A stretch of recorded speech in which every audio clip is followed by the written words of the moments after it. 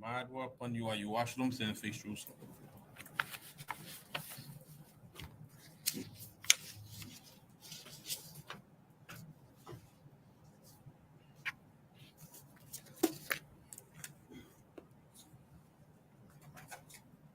All right, opening prayer, blessing of the Sabbath.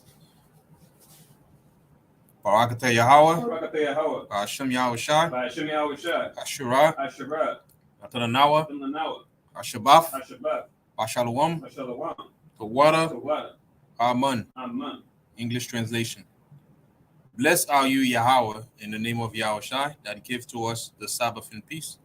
Thank you, so be it. Ta'alim, Ma'a, Ashurayim, Akkad. Psalm 121.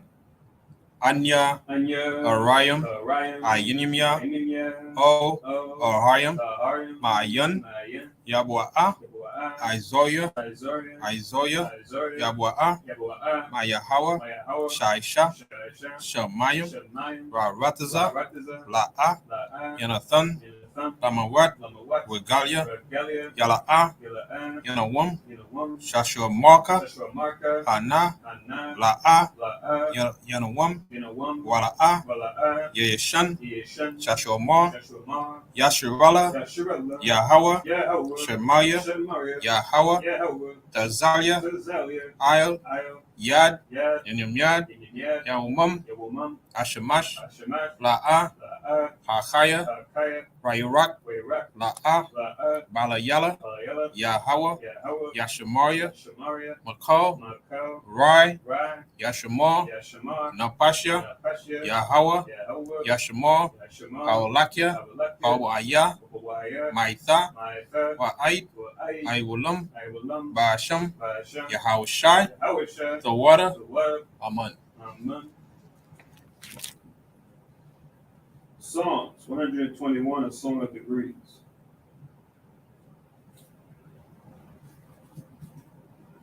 I will lift up mine eyes into the hills, from whence cometh my help.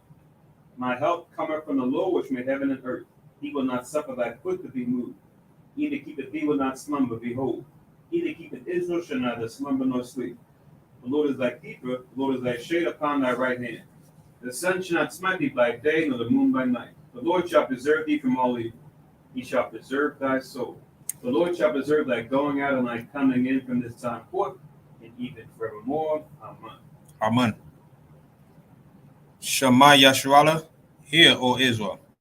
Shammai, Shammai, Yasharallah, Yasharallah, Yahweh, Yahweh, Allah Haynawa, Yahweh, Yahweh, Yahweh, Akkad, Akkad, Shammai, Shammai, Yasharallah, Yasharallah, Yahweh, Yahweh, Allah Haynawa, Yahweh, Yahweh, Yahweh, Akkad, Akkad, Shammai, Shammai, Yasharallah, Yasharallah, Yahweh, Yahweh, Allah Haynawa, Yahweh, Yahweh, Yahweh, Akkad. Akkad. Deuteronomy 6 and 4. Hear, O Israel, the Lord our God is one Lord. Amen. Amen. Yahweh Tapalat, Yahweh's prayer.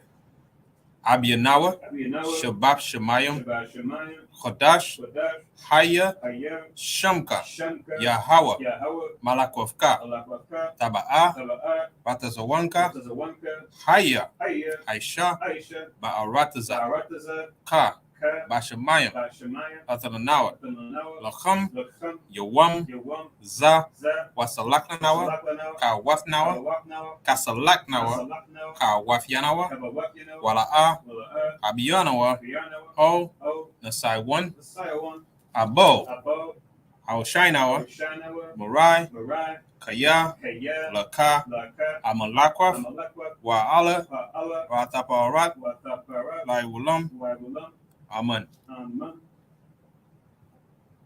Matthew 6 and 9. After this manner, therefore, pray ye, Our Father which art in heaven, hallowed be thy name. Thy kingdom come, thy will be done in earth as it is in heaven. Give us this day our daily bread, and forgive us our debts as we forgive our debtors. And lead us not into temptation, but deliver us from evil. For thine is the kingdom, and the power, and the glory forever. Amen. Amen. Ashura Matazawaf, the 10 Commandments. La'a, Yahaya, Laka, Al-Qayyim, Al-Hayim, Al-Qayyim, Al-Panya, La'a, Taisha, Laka, Poso, Wala'a, Taibadam, La'a, Talakwaka, Shamwa, Yahweh, Lahaika, Lashawa, Zakar, Af, Hayuwam, Hashabaf, Lakodashwa, Chabad, Abiyaka, Wa'amaka, La'a, Tawatazak, La'a, Tana'ap, La'a, Taganab, La'a, Taina, Shukwo, La'a, Takamad, Ko, Ashura, La'aika, Amen. Exodus 20 and 3. Thou shalt have no other God before me. Thou shalt not make unto thee any graven image, or any likeness of anything that is in heaven above, or that is in the earth beneath, or that is in the water under the earth. Thou shalt not bow down thyself to them, nor serve them. For I, the Lord thy God, am a jealous God, visiting the iniquity of the fathers upon the children to the third and fourth generation of them that hate me, and showing mercy unto thousands of them that love me and keep my commandments. Thou shalt not take the name of the Lord thy God in vain, for the Lord will not hold him guiltless that taketh his name in vain. Remember the Sabbath day to keep it holy. 6 days shalt thou labor and do all thy work. But the seventh day is the Sabbath of the Lord thy God.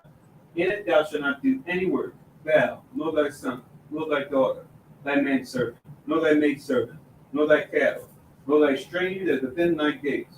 For in 6 days the Lord made heaven and earth, the sea, and all that in them is, and rested the seventh day. Wherefore the Lord blessed the Sabbath day and hallowed it. Honor thy father and thy mother, that thy days may be long upon the land which the Lord thy God giveth thee. Thou shalt not kill. Thou shalt not commit adultery. Thou shalt not steal. Thou shalt not bear false witness against thy neighbor. Thou shalt not covet thy neighbor's house. Thou shalt not covet thy neighbor's wife, nor his manservant, nor his maidservant, nor his ox, nor his ass, nor anything that is thy neighbor's. Amen. Amen. Yeshua, please be seated.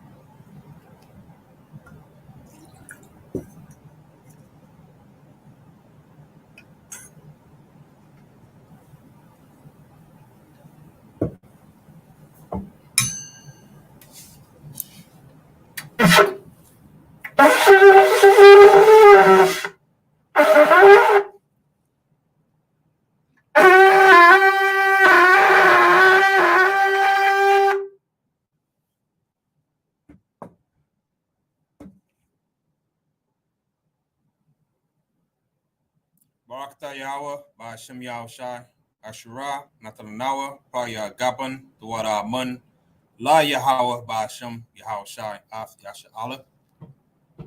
English translation: Blessed are you, Yahweh, in the name of Yahushai, that give to us the fruit of the vine. Thank you, so be it, to Yahweh in the name of Yahushai with Israel.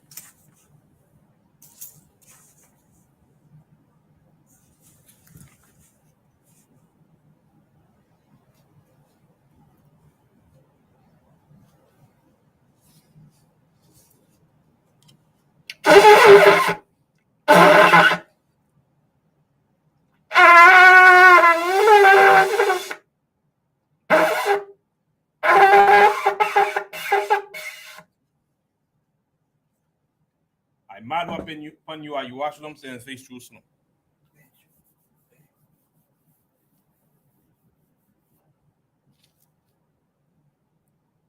Repeat the Hebrew only. Barakata Yahweh, Hagado, Rakaram, Abiyah, Panawa'a, Aliyuan, Malak, Shah, Shamayim, Barataza, Wako, the Bayam, Kayayum, Wagum, Amashiach, out of what now?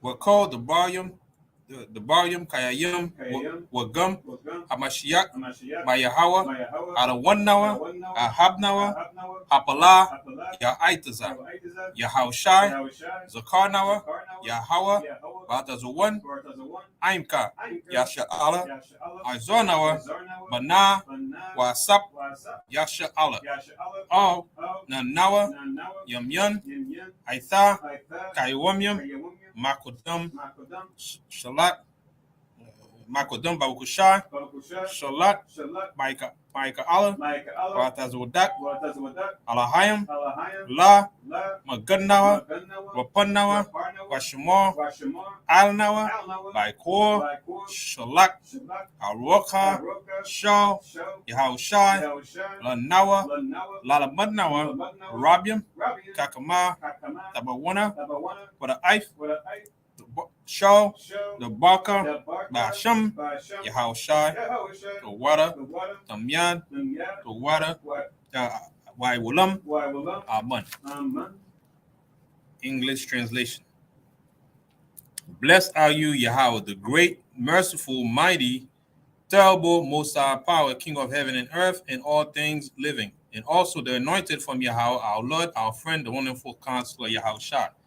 Remember us, Yahweh, favorably, your people Israel. Help us build and gather Israel. Most high, we beg you right now, like the days of old. Please send Michael and the righteous powers to protect us, heal us, and watch over us. Mainly send the spirit of Yahushai to us, to teach us much wisdom, knowledge, and understanding of thy word. In the name of Yahushai, thank you always and forever. So be it. Repeat the Hebrew only. Blessed are you, Yahweh, in the name of Yahushai that give to us the law. Barakata Yahweh, Ba'ashem Yahushai, Ashura, Natalanawa, Azarat. Blessed are you, Yahweh, in the name of Yahushai that give to us the light to see. Barakata Yahweh, Ba'ashem Yahushai, Ashura, Natalanawa, Awar, La'arat. Blessed are you, Yahweh, in the name of Yahushai that give to us the ram song to call the people. Barakata Yahweh, Ba'ashem Yahushai, Ashura, Natalanawa, Quran, Ha'ayah, Lakara, Ha'aim. Blessed are you, Yahweh, in the name of Yahushai that give to us the olive oil to anoint Israel. Barakata Yahweh, Ba'ashem Yahushai, Ashura, Natalanawa, Ashuran, Athananawa, Ashaman, Hashaman, Zayaf, Zayaf, Lamashak, Lamashak, Yasha Allah. Yasha Allah. Be seated, please.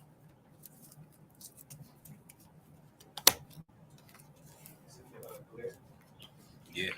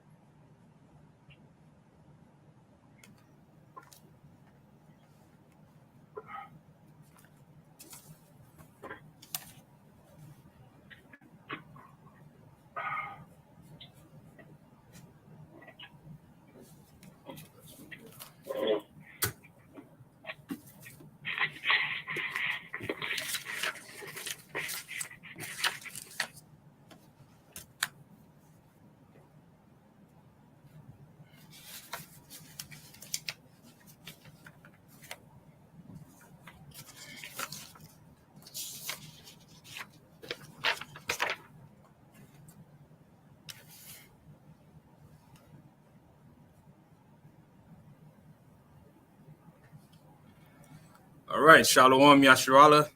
Shalom. Welcome to Hayasharala Kanas, which stands for the Congregation of Israel. My name is Kahan Pakwad.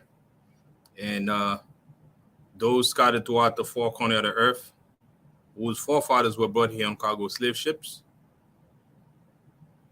from the southern tribe, Judah, Benjamin, and Levi, as well as the northern tribe, the natives, the indigenous people who came here way before, this land was known, right? They are also the Israelites according to the Bible, and they are being referred to today as the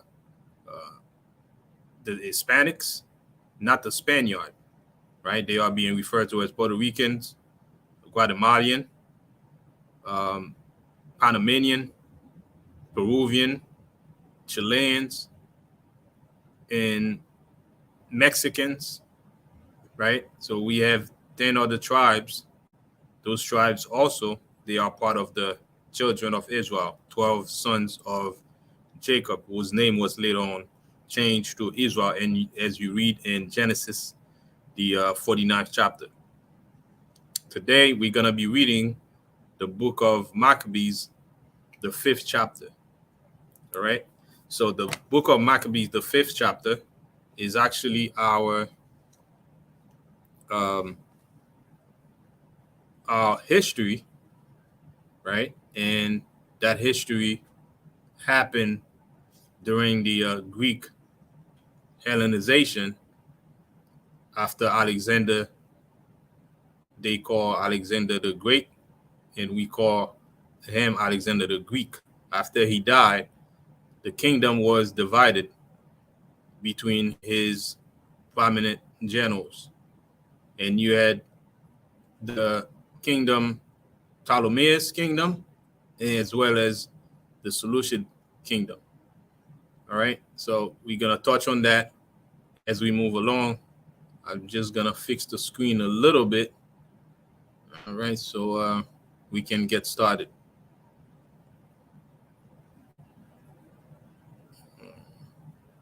How do I get rid of this big black? Oh, you want to say Sabbath? Yeah, I mean the big bar across is too big. You want to scroll? Let's see the Yeah. banner. The banner is too big. It's the dark part. So this one, look two down. That just says Shah Shabbat. It's the next one. Yeah. And then you want to scroll something at the bottom? Yeah, rather than having this big block. All right, so slide up. Scroll up.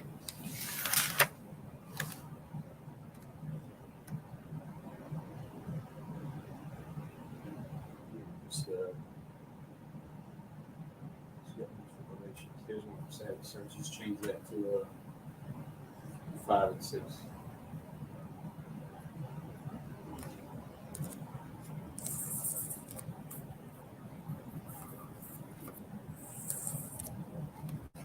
See, show. Yeah, it's much better. All right, good. When you go back up, you still put what it says in the Hebrew. Yeah, that's good enough. Yeah. All right. All right, the water. All right, let's go back. All right, so we're gonna read in the book of Maccabees, the 5th chapter and the 6th chapter. It's very important that we understand this story in Maccabees in the span of time in the era we were in. And remember, we read the 3rd chapter and the 4th chapter about Mattathias and also in First Maccabees, right? So Mattathias, he was a Jew and he had 5 sons. And the same Mattathias, he died, and you had 2 of his sons who died also in battles. And you had Judas, whose surname Maccabees, which is Greek for hammer. All right, this is what we call today as a nickname. That was his nickname that translated in the Greeks called the hammer, because he delivered fierce fight when it came to defending our people, most importantly our culture, our righteous culture that the Most High give us, when we were threatened in the hand of the Greeks through Hellenization. All right, so right now we're reading about Simon. We're reading about Jason, right? As you can see, his name would probably be Joshua, right? And you can see that his name is pretty much Greek, right? His name is Jason, and you didn't see any Hebrew name here, because he was one of those who were in favor of Hellenization of our people. So we're gonna read the story, and we're gonna give the sense as we read it. But as we read, we came from the Seleucid dynasty, right? So now we into the Antiochus Epiphany the fourth, right? And those people, as they die or they got taken over, they passed the kingdom to their descendants. Okay, so now give me 1 second. I'll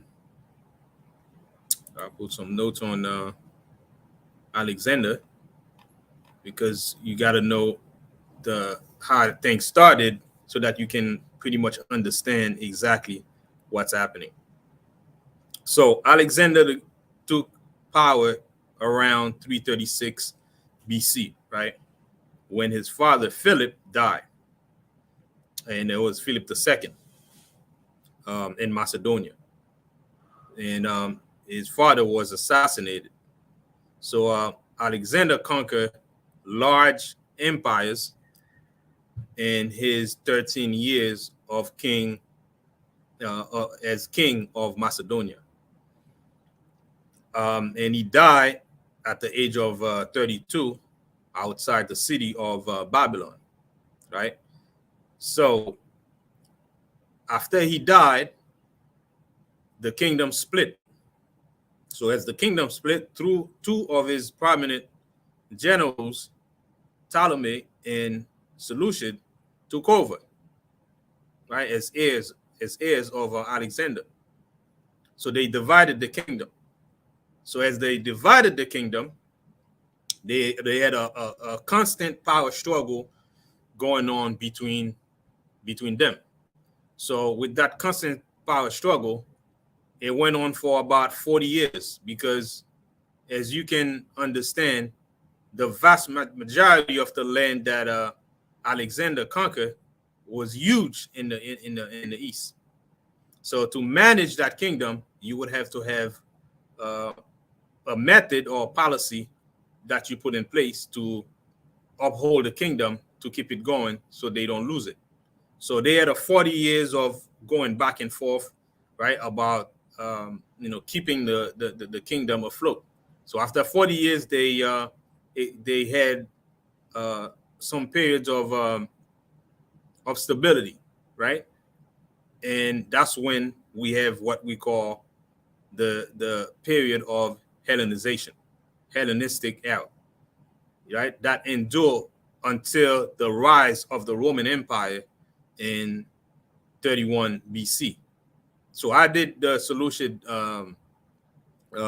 Ptolemaic kingdom function in terms of governing the people, right, that they conquered. So how did they do it?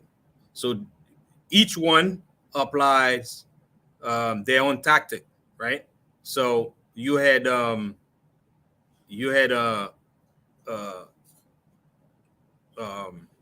Seleucid.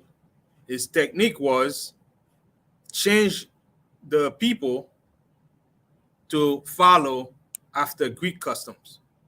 So that was his way of governing, right? So he made people follow after his custom, and Ptolemy did differently. All right, so if we go into the Ptolemaic kingdom as a brief synopsis, we can find that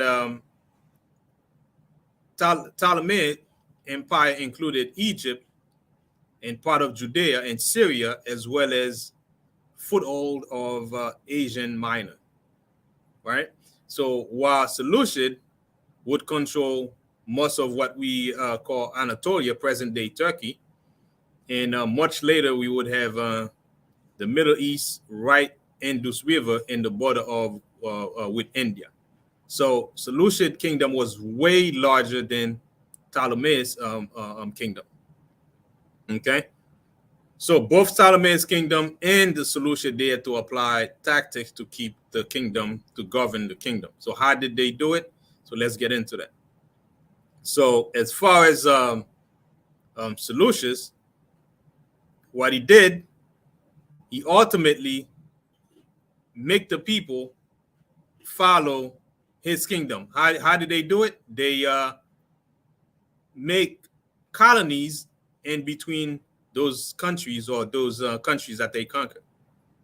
So within those colonies, they have Greek officials, right? In those colonies, and those Greek officials, they had separate laws. For example, they didn't pay taxes, and if they pay taxes, they pay less taxes, as well as they had their own justice system. But Seleucid was careful not to give too much public favoritism, so that the people then uprise, right? So as the people follow the Greek custom and follow the Greek language, which Seleucid imposed on the people, eventually the people abandon their own culture that they grew up in. They pretty much uphold, or got seduced by Seleucid in following Hellenistic custom. So whereas Ptolemy, on the other hand, what he did, he adopted the people's culture as they were his culture, right? And as he did that, he pretended to be like the people. He learned the people's language, and he built the architecture of the country the same way the local people, right, would build them.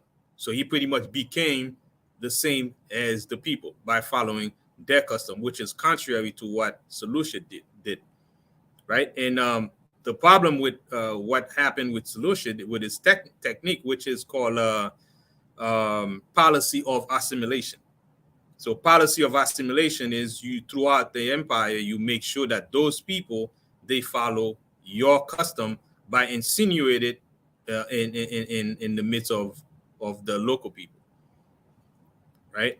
So that's how they kept the country going. But eventually, since the country was vast and they were unable, right, to keep up, eventually the Romans came and took over.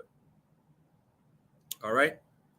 And this is pretty much a summation of the Greek Hellenization empire before we jump into second Maccabees 5 and 6. So also to say, with Seleucid, since his empire was vast, he set up the Greek colonies and bring Greeks into those city states, so that they can create commerce and trade in between those far-flung, cities that they had, so that they can keep things going. All right. And with Ptolemy, he also collected a lot of taxes on the people, right? Which at some point his country become very prominent, and his tactics seems to be more favorable than what Seleucid used. Because as you can see, Seleucid got into trouble by forcing people, right, to follow Hellenistic custom, which is contrary to what Ptolemaios did. Both wicked, right? But they both follow different techniques, which is what we're gonna discuss here. So now, as he comes to us now, when Seleucid trying to push Hellenization on us, because as they conquering, they going from country to country to make them follow their custom and abandon their own culture. So when it came to us now, we push back on that tactic that they were trying to put on us. So that's where we have the Maccabees via Mattathias, the father of the 5 sons that we've been reading here in Maccabees, right? So when they come, they try to push, Hellenization on us, which is contrary to our culture that the Most High give us. It backfire on them, because we would not settle for anything less than what the Most High give us as a custom, as culture, as way of life, which is follow his law, statutes, and commandments, right? That he always tells us to do throughout the scriptures. So now, with that introduction and this brief synopsis about the empire, let's get on to Maccabees, all right? The 5th chapter. So to get into Maccabees, the 5th chapter, let's see where we are in the whole process. So what we're going to read here is pretty much the details and the process of what took place as they were trying to push as they were trying to push Hellenization on Israel. All right. So of course you're gonna have some of our people who are in favor of it, and you're gonna have the priests, right, who are gonna fight back. So at that point, as we read last chapter, we read about Onias, who was a righteous priest, right? He stood up and fight for our rights, right, to live as Israelite, and he had peace in the land, right? And then it's gonna come that Jason, right, who was the brother of Onias, right? He bid for the spot, so he got it because he petitioned, to the Seleucid at that point, which is Antiochus, right? Antiochus the fourth. All right, so let's get on to the chapter here.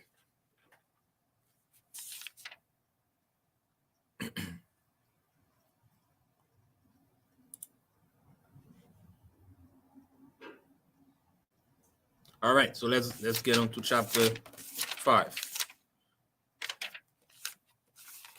Since this is a historical chapter, we're gonna read through it and give out the sense and try to limit the link up unless it's called for edification. So, other than that, we're gonna focus on the story. All right, the process of how things were done and how we push back and how some of our people accept and so on and so forth. All right, 2nd Maccabees, the 5th chapter.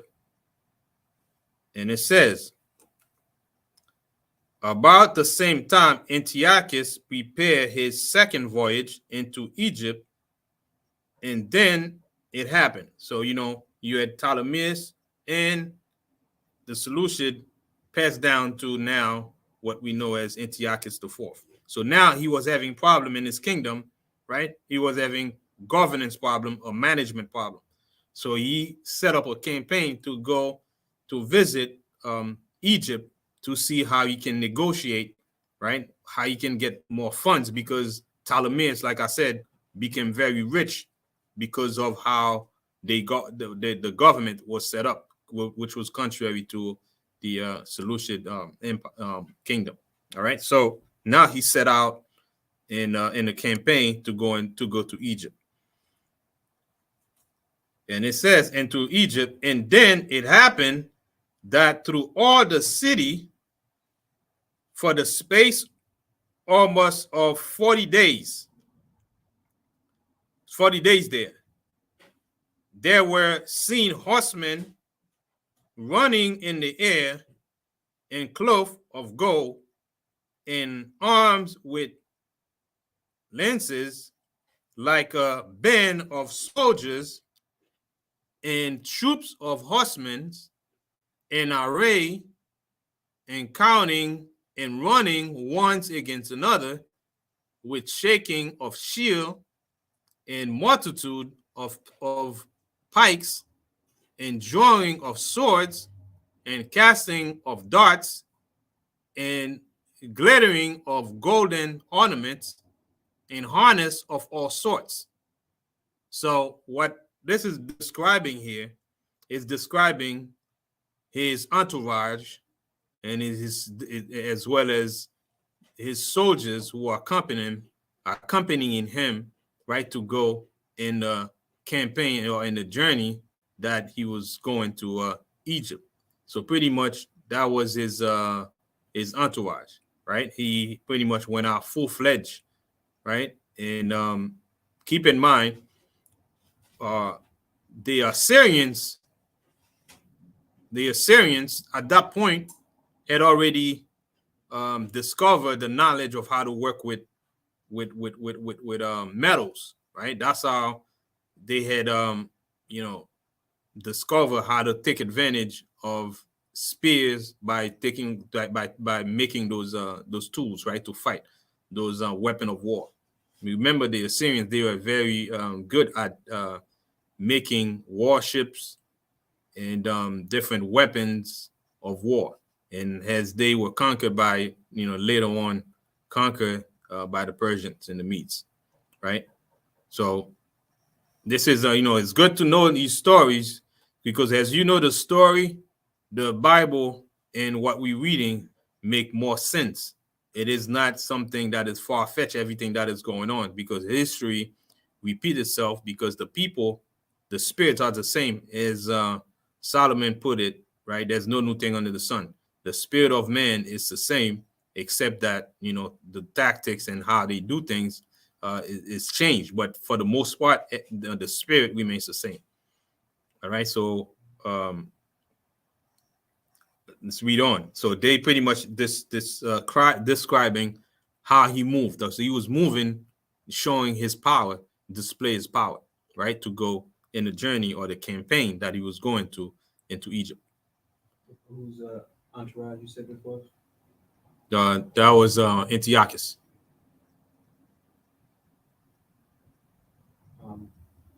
Well, verse 4 actually, I think will probably explain it, but this is actually a miracle. This is actually, I don't know if this is talking about his entourage. This is talking about, when you read verse 4, it says apparition. It says, wherefore every man pray that apparition might form to good. Now, when there was gone forth a false rumor, because right. So the apparition was talking about, it seemed like a vision in the sky. Right. So like different souls going back and forth. So it's almost like a ghostly type presence. Mm-hmm. Like it's the Elohim pretty much going back and forth, doing some kind of like, I guess, war display or jousting display, whatever you just read. So that's actually what they're witnessing. Because it's above them. So this is something that's of the Most High. It's like a terrible vision, pretty much. Everybody's witnessing. Okay. All right. So vision were being seen as Antiochus Epiphany was set up to go in his voyage, right, to go to Egypt. So at the same time, the people were seeing apparition. Is that what you're saying, right? Right. Okay. So wherefore, every man prayed that apparition might turn to good. Okay. So now they prayed that this apparition becomes a reality, and rightfully so, because at that point right now, our country or our people, they were being threatened, because there was insurrection to later on, as we read, that happened, so that we were because we were pushing against Hellenization, right? So there was turmoil in Jerusalem at that time, because remember, you had Jason, all right, who took over and went and lied, give false report, right, to he sent a false report to Seleucid, and with that false report, they sent Heliodorus, right, to come in and request for gold and silver and money that was in the treasury in our temple, right? So he gave him a false report so that he can come and take over, because he was in favor of Hellenization, right? So let's read on verse 5 now. Now, when there was gone forth false rumors, as though Antiochus had been dead, right? Jason took at the least 1,000 men and suddenly made an assault upon the city, and they that were upon the wall being put back in the city at length, taking Menelaus, fled into castle. So now, as Antiochus Epiphany is on his voyage, there's a false report, a false rumor saying that he died. So when that happened, Jason took the opportunity to ransack, right, the city, because of his, ambition for power to take over, right? And Menelaus had to flee, and go hide in a castle or the citadel, right? But Jason slew his own citizen without mercy. Why he slew his own citizen without mercy? And who are those citizens? They are Israelites, right? He was killing Israelite because he was trying to force on him the customs of the heathen, and you had people who agree and people who don't agree, who want to keep their own customs, and he killed a lot of our people and his own people at that. Slew his own citizen without mercy, not considering that to get the day, not without mercy, and considering that to get the day of them of his own nation would be a most unhappy day for him, but thinking they had been his enemy and not his countrymen whom he conquered. So he was so much into Hellenization, right? He disregarded his people, Israelite, his brothers and sisters, because they were not down with his plan, right? So he did not consider them as his countrymen. So at that point, he became Hellenized, meaning he neglect his own people and neglect his own nativity, right? He neglect the Most High's law. So he embraced the king, the heathen, and he became as a heathen and consider our people as his enemies.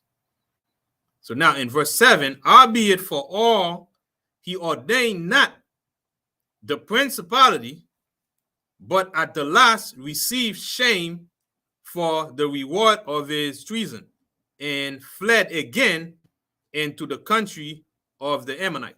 So now, after he had done that, you know what the Most High says, right? You reap what you sow. What shall how does it go?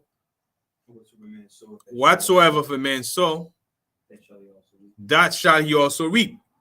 So later on, what he did to the people would come down back as justice, right, from the Most High, right, to reestablish justice. Whatever you do, that's what you get. Action, reaction, and then the end of it is you get in what you put out. So the same thing, the same tactic that he implied to get people to go into exile, he's gonna find himself going into exile.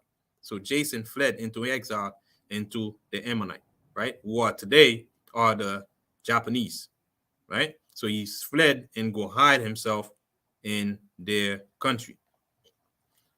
So in the end, therefore, he had an unhappy return, being accused before Areta, the king of the Arabian, fleeing from city to city, pursuit of all men. So therefore he became so wicked, where his name went out as a wicked.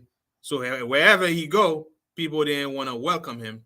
So they pursue him from city to city before he actually got settled in the midst of the Ammonite. Okay. Headed as a forsaker of the law. So he was a traitor, right? Because he betrayed his own countrymen, right? At the expense, right, of his people, right? He betrayed them, right? For the benefit of embracing, heathen culture because of corrupt ambition,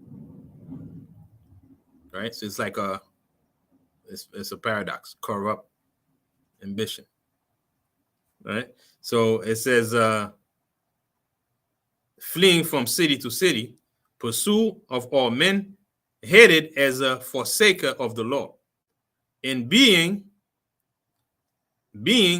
had an abomination as an open enemy of his country and countrymen, he was cast out into Egypt. So he kept going. Wherever he goes, he had a bad reputation, right?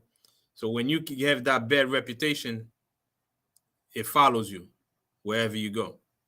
Even among people, the heathen will not even trust you, because if you betray your own people, they cannot trust you as well. And that's pretty much the same tactic. The so-called white man will never deal with a so-called black man right, a Jew or an Israelite will come in and work against his people.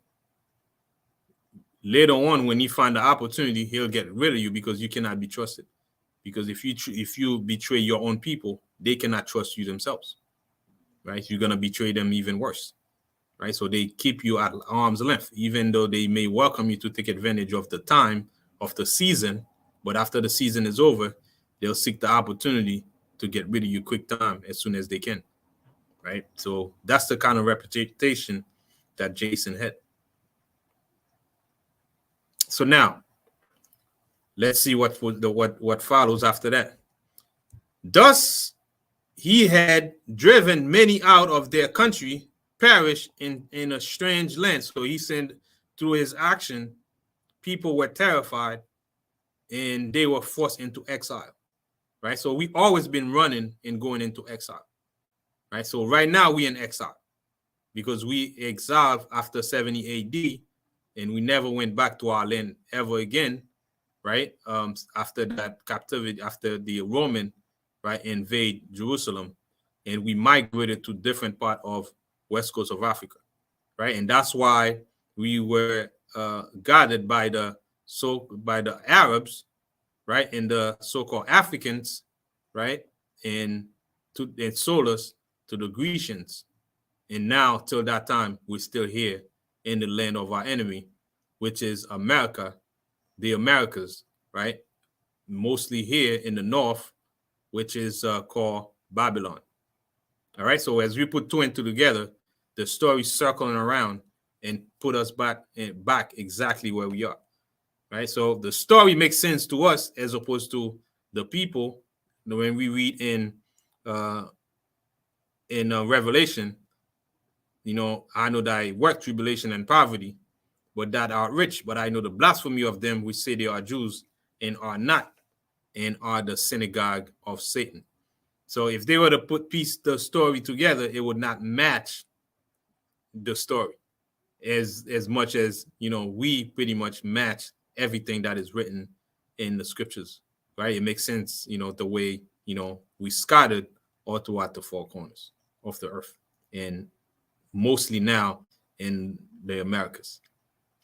All right, reading on, it says, Thus, verse 9, thus he that had driven many out of their country perished in a strange land, retiring to the Lacedaemonians, right? So that's where you pretty much end up. You become like a nomad going from city to city with no place, to lay his head because of his wicked deed. And thinking there to find succor by reason of his kindreds. And he that had cast out many unburied had none to mourn for him. So he was hoping that he would find people who will feel sorry for him among his people, right, to receive him. But that didn't happen, right? Because what he did, right, the Most High made sure that justice served, even to our people, right? Because the Most High is about justice, he's about love, right? And he's about righteousness, and he's about truth, right? Love, truth, justice, that's what the Most High is about. So whatsoever a man soweth, that shall he also reap. And we see it right here, and our people are not exempt, right? And us breaking the law, statutes, and commandments, and the Most High allow us to be taken over, that's the Most High instituting justice even on his people when they disobey him. So let alone the heathen who are not his people, what do you think their punishment is going to be, right? That's another discussion for another time. So it says, and he that had cast out many hundreds had none to mourn for him, nor any solemn funerals at all, nor sepulture with his fathers. So he pretty much was running around like a vagabond, right? With no help, even from his people. At his funeral, he had none of us to even mourn for him because of his bad deed and bad behavior. In verse 11, now when this that was done came to the king's ear, he thought that Judea had revolted. So now Antiochus, in his journey going to Egypt, now he heard everything, the insurrection that was happening in our land, Jerusalem, because we pushed back against Hellenization. And we pushed back against Jason, because Jason was appointed by him. Like to him, to Antiochus, to take over, to put somebody over as a person responsible to run the city, right? That's supposed to be an extension of his kingdom. To him, he's just put somebody there. But in our customs, it has to go through proper lineage, right? In order to get there, right? With us, the Mossad set it up in a way where everything is orderly, right? To the lineage, that's how you would become priest. But to him, he thought that was something that you just put somebody in power, right? But to us, that's not how it's done. It's by divine intervention, how the Mossad set up the priesthood, right? So total disregard of the setup of the Mossad. So now when he heard that there's a problem going on in Judea because we didn't accept, right, to follow after the custom of the heathen, even though some, wanted and they come in opposition with each other, now he was upset. So let's read on and see what took place with his anger. It says, and there were, verse 13 says, thus there was killing, verse 12 actually, right, 11. Now when this that was done came to the king's ear, right, that's Antiochus, he thought that Judea had revolted, whereupon, removing out of Egypt in furious mind, he took the city by force of arm. So he had problem going on in Egypt. So as he had problem going in Egypt, now he's gonna take his anger out of the Judea, having learned of the news of a revolt. So now more problem for his empire. Now while he's going to Egypt trying to find succor, now here go the Judah, right, or in Israel, they revolted. So that's more problem, right, to handle. So now he got upset. So now he gonna try to solve the problem by means of force. So now here's what happened when he sent his soldiers and his armies, right, to deal with Jerusalem. Thus there was killing. 12. It says, and commanded his men of war not to spare such as they met, and do slay such as went up upon the houses. So he ordered his soldiers to start killing off, our people in anger because we didn't want to follow, right? It's almost like a total disrespect of his rulership, right? So therefore he was furious. Verse 14. And there were destroyed within the space of 3 whole days 80,000, whereof 40,000 were slain in the conflict, and no few so than slain. Yet was he not content with this, but presumed to go into the most holy temple of all the world, Menelaus, that traitor to the law and to his own country. So now, after Jason was disposed of, and we already know how he was disposed of, he offered more money, right, to take over from Jason, and he offered, and it was more like give the spot to the highest bidder, right? Right. So that 14th verse, Mm-hmm. in the matter of 3 days, it said 4,000, right? Mm-hmm. It's a lot. And we read that verse and imagine if you was there in that conflict where they're coming through the city and they're just killing people, right? Just haphazardly. Right. And then after a while, you move on to the next thing and you say, well, that, like, who's holding them accountable for what they did back then on this event? There's like so many different times where Israel has gone through some type of conflict or some type of murder or atrocity and nothing happened, right? But now in the last days, we want to just say, oh, don't worry about that. Just forget that, right? Let's just forgive and forget. But that's not how it works. Because if you was there, you would say to yourself, God, this is like, we're not doing anything. Like, why are they coming and killing us? People are running up on top of your house to escape. The soldiers coming through, run up there and get them and kill them too. Like, this is heavy that we're seeing what we're reading in here right now. Gone. And so pretty much, so in verse 14, right? In verse 15 now.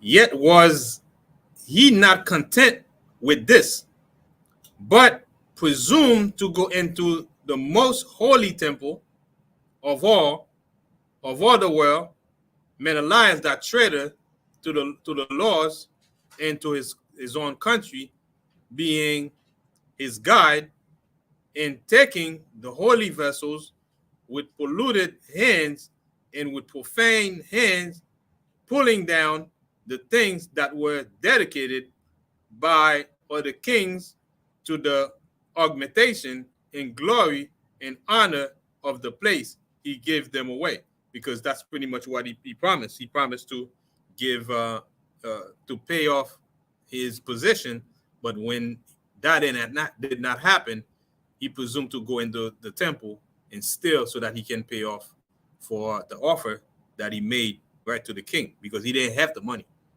right, to pay off what he said. So he did it by corruption, take the vessels that was in the temple and give it to the king. So in verse 17, and so hardy was Antiochus in mind that he considered not that the Lord was angry for a while for the sin of them that dwell in the city, and therefore his eyes was not upon the place, right? So even though the Most High is angry at us for our sin, which is always bring about punishment by the hand of the heathen, at the same time, the Most High said he will never forsake his people, right? This is just punishment for a time, and this is justice. This is how the Most High established justice. The Most High is a man of war, right? Like I was saying earlier, not excluding us, right? He would punish us, and that's why I say he's begin at my sanctuary.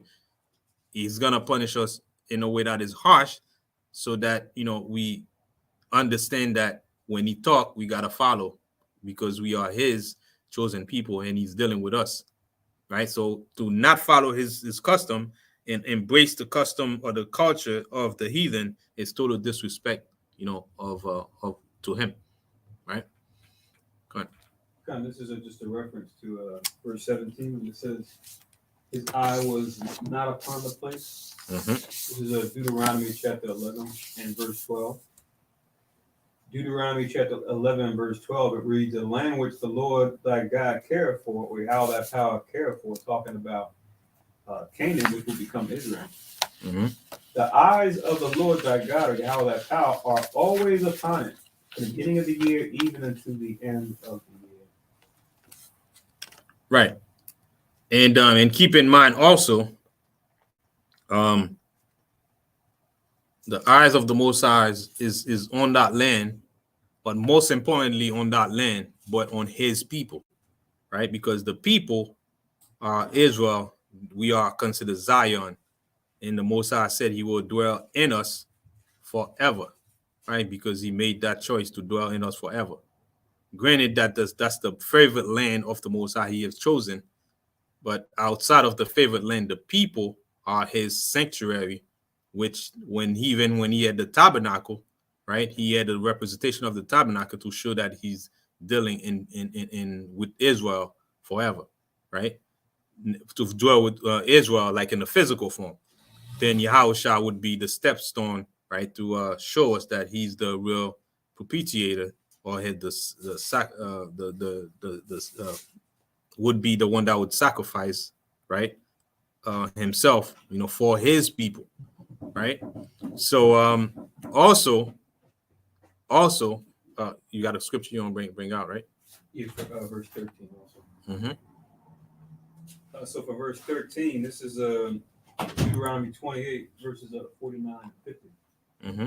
Deuteronomy 28 and 49, just to show that this is what the Most High told us he would do, or how he would curse us if we didn't keep his laws, statutes, and commandments, right? Right. It says, the Lord shall bring a nation against thee from far, from the end of the earth, as swift as the eagle flieth, a nation whose tongue thou shalt not understand, right? Which we know is using the eagle as a metaphor, but how ironic that the Greeks would use the eagle as their symbol, as with Esau's of the empires, right? But then it says in verse 50, a nation of fierce countenance, which shall not regard the person of the old, nor show favor to the young. We saw that happen. Right. Yeah, the scripture, Samat. All right, so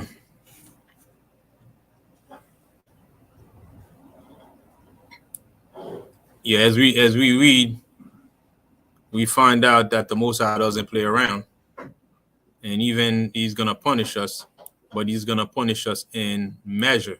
He will not utterly destroy Israel. And when we read in Romans, it says, "God cast away his people, will see for new." God forbid. Consummate. Right. So in that 17th verse, as the heathen is going in and ransacking the place, and then killing off Israel, and then going and taking some of the holy vessels out of the temple, it says that they're not considering that they're able to do this because the Most High has now turned away his eye from the city or from the temple. Right. Right. Most High would have prevented that from happening. Most High would have stunted their growth if Israel was in their right place. But because at that time we were wrapped up in sins, the Most High is allowing them to go and do this. Right. That's something that has proliferated throughout different generations, where the nations have been able to go and do all kind of things to us as a great nation of people, stronger mentally, physically, everything else. But the Lord has taken away might, strength, taken away the ephod and all those things that we had that lifted us up above everybody else. He's taken that away and allowed them to come and do these things. So that's the same thing that's happening right now. Go on. Any more comments before I move on?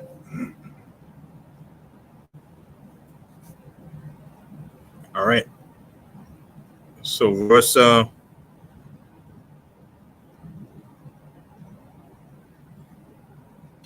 18. For had they not been formerly wrapped in many sins, this man, as soon as he had come, had forthwith been scourged and put back from his presumption, as Heliodorus was, right? So remember in the previous chapter, Heliodorus, there was a divine intervention, and the Most High sent his angels to fight for us, and Heliodorus was getting beat, right, by divine intervention. So that's really much what would have happened if we had kept the law of the Most High. nothing can harm us. Right? The Most High would make sure that we are defended. But because of our wickedness, we wrapped up in wickedness. The justice of the Most High had to roll on us. Right? As much as we may hate it, we may not like it. That's how the Most High expresses His justice, right? Even on his people. Nevertheless, God did not choose the people for the place's sake, but the place for the people's sake, right? So the Most High did not choose the place for the people, the people for the place, but the sake for the people's place. So it's like I was saying earlier, it's more so the people rather than the place itself, right? Right. It's more than the people itself, not the place, right? So that's why sometimes people, they go to a place and they feel like the place is sacred, and if they don't go to that place, and they're not gonna find God. The Most High says the kingdom of the Most High is within you, saying where 2 and 3 gather in my name, there am I in the midst of thee. Right? Granted, the temple represents a place that is sacred, where the Most High, will dwell. But most importantly, we are the temple of the Most High. Right? That's why we got to keep ourselves clean, so that the Spirit of the Most High can dwell in us, and that's how the Most High will inhabit in us forever. Right? When we have the law in us in full effect. Now we become that temple, right? That wife, that's the bridegroom. That the Jerusalem coming up from above, right? People will see it as buildings coming down from above. Nah, it's our people getting in their right mind, in their right place. We are the temple of the Most High. Granted, not to say that we're not gonna be in a temple, right? But most importantly, the temple is our spiritual temple that we gotta prepare. All right. So just echo what Kahanam Yah was alluding to. Mike, as far as this is a good verse to kind of highlight for those who complain when we keep our holy days not in the land, right? Right. Because it's not that the land precedes the people, but the people precede the land. Right. So it's to say that before we even got into the land, we was keeping our holy days. We was keeping Passovers in the wilderness. Right. Right. But the Most High just chose that as our home front for that we can now go and set up certain things there. That would be our home base. Right. But it wasn't that place now precedes everything that we do as a people. No, wherever we go, we still supposed to keep or walk and understand the Most High and still do those things to the best of our ability there. Right. And when we get back to the homeland, it will be resurrected, it's going to be purified, it's going to be redone back to its glory that the Most High intended for us in the beginning. Right. Right now, it doesn't, preclude us to say, oh, well, we're not there in the land is holy. Even the land right now is defiled. It's defiled, yeah. There's no temple. It's defiled. They got all kind of uncleanness and things going on there. Now what? Right. Right. So if we was to get back there right now, we would say, okay, we go back to Jerusalem, and now we're in Jerusalem doing what? Just because we're in land, what are we going to do? Right. Still defiled. Right. And this also coupled with what Joshua said in Joshua 1:8, right? Wherever you might go, keep the law wherever you are, right? That's how you want to be successful, right? In the midst of wherever you may be, in America, in Europe, in Haiti, in Jamaica, wherever you might find yourself, in the Caribbean island, throughout the four corners where we are, we're supposed to be that law, walking law, that the Most High always wanted us to be, no matter where we are, wherever we might be. All right. So Joshua 1:8 is pretty much coincide with this right here, right? Because the place is the place for the people, but not the people for the place. And another verse too.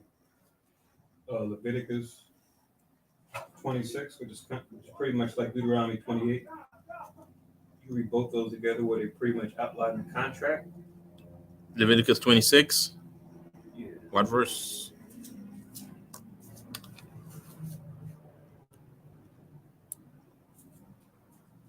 Sorry. 26 and 11 and 12. actually 11 down to 13. Mm-hmm. But yeah, Leviticus 26 and Deuteronomy 28. Those are both the essential chapters to read to get details on the contract or covenant that we're with the Most High. Where it talks about the benefits and the detriments if we keep the contract, but hold our agreement, or if we don't.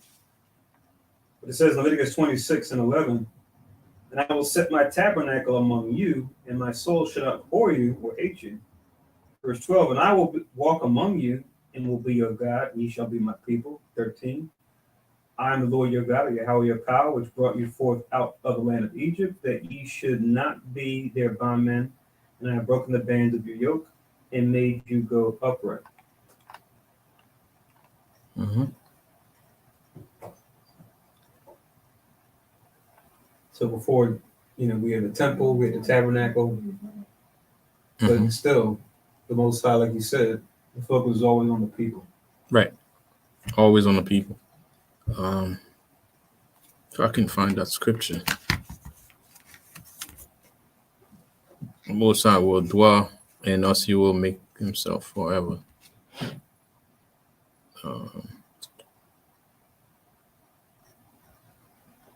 But anyway, let's move on. Because we are the sanctuary of the Most High, and that's what the Most High try to reestablish how he set it up from the beginning before Adam. Before Adam fell, he wants to reestablish what he had from the beginning that we messed up on. Right? So we established that sanctuary. Right? So let's read on in verse 19. Just 18 for head 19. Nevertheless, got 20. And therefore, the place itself that was partaker with them of the adversity that happened to the nation did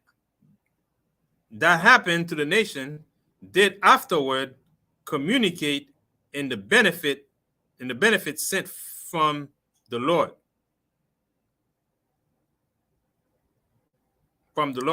And as it was forsaken in the wrath of the Almighty, so again the great Lord being reconciled, it was set up with all glory. Right? So the same way that the Most High punish us, is gonna come a time that when you have a child, you don't punish the child forever. You punish the child so the child can correct, his or her way, and then after that, so that they can get better, and then you restore to them everything that you had promised them. And that's pretty much what the Most High promised us, even here in this captivity, that he will redeem us, right? As he said in Zechariah and various other scriptures in Isaiah, he promised us that he will restore us into our prominence, right? From how he set it up from the beginning. Right. So this is letting us know, because I just alluded before, how Israel right now is defiled, right? So back then, it was defiled when Antiochus sent these guys in there, defiling the temple, ransacking the city and everything else. So the city now is going through the same type of troubles as the people. Right. Right. And then in turn, the Most High is going to also do the same thing for the city. So when we get cleaned up, we get fortunately blessed with the promise of having the law in our inward parts, and then our bodies is changed and all of that. The people get, a resurgence. The Most High is going to do the same thing for the land. Right. The land is going to be rebuilt. It's going to be purified. It's going to be touched up. Get a new temple. All that's going to happen. But the people come first. Right. The people is going to be the one that's going to be rejuvenated first, and then we be brought back to rebuild it to his promise. Right. And one thing, go on. That the scripture you was referring earlier about that God dwell in us. Was it 1 John 4:16? You could read it. Yeah, you could read it. Let me see. I'll tell you if this is it. 1 John 4:16 reads, and we have known and believed the Lord. 4:16? 4:16. Yeah. we have known and believed the love that God had to us. God is love, and he that dwell in love dwell in God, and God in him. Right. He that dwell in love, right? Dwell in God, and God in him, right? So this also brings us back to basic scripture, right? What is love, right? Love is keeping the law, statutes, and commandments, right? 1 John 3 and 4, right? Right. Now, if we keep the law, then we have God in us, right? Right. Because the law makes us spiritual, the law makes us righteous, the law makes us, in with the Most High. Just like Yahushua did no sin, so the Most High was in Yahushua, and if we have Yahushua following the law, statutes, and commandments, so the Most High is in us. So it's the law. That's why the Most High said the law was given to his people, Israel, right? So that's why it's very important that we understand that who the law was given to. So once we know who the law is given to, and we know who can be righteous and who the Most High is dealing with, right? So that's very important. That's not this one exactly, but okay. But maybe on this one, this is 1 John 4:12. Mm-hmm. It says, "No man has seen God at any time. If we love one another, God dwells in us, and his love is perfected in us." Right. So that's again a good scripture also to show that, right? Because if we love one another, meaning according to the scriptures, right?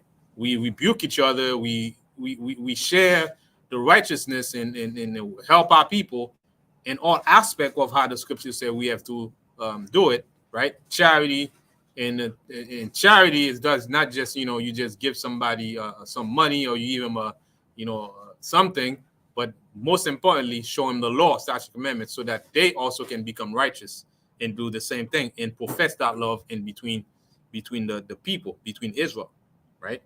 So whereas in the world, they tell you love is, when you give somebody a hug and feelings and stuff like that, which is, it's good and all, right?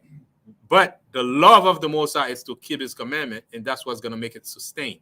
And that's what's going to make it unfeigned. It's not going to go away when you have the love of the Most High, right? Whereas feelings, you can have a good feeling today, and tomorrow you have a bad feelings. I'm not feeling good today, and I don't want to, give you a hug, or I don't want to be with you. That's the love, affectionate love, right? What the Greek call what they call it. The Greek has a name for it. But anyway, that's the love of the Most High. That's what we're concerned with right now, right?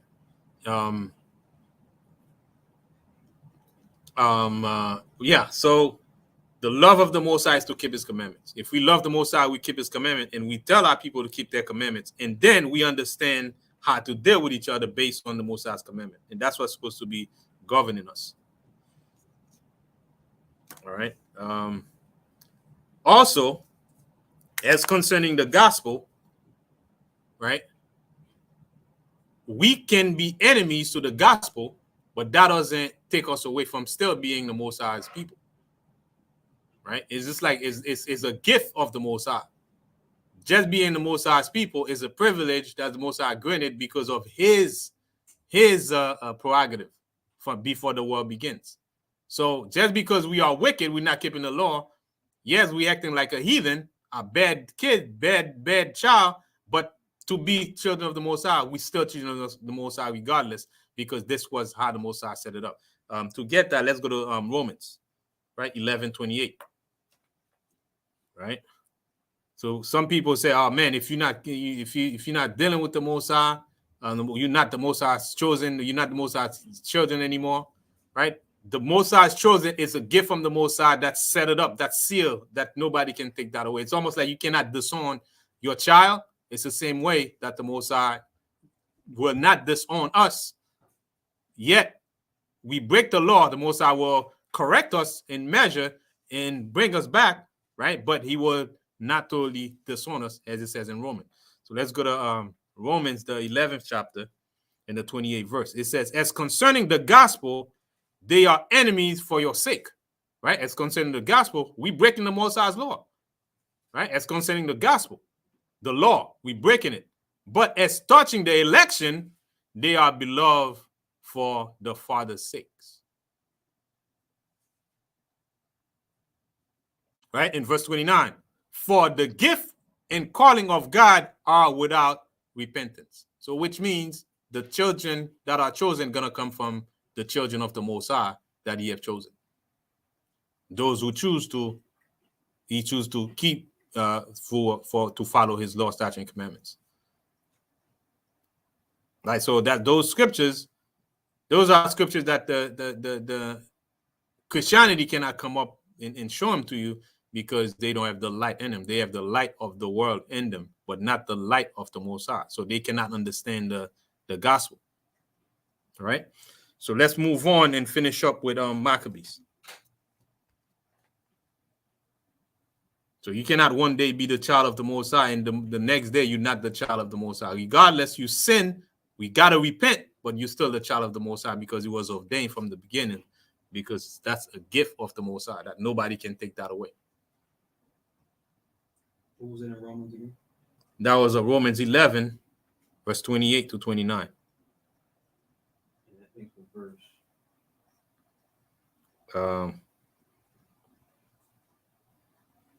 19.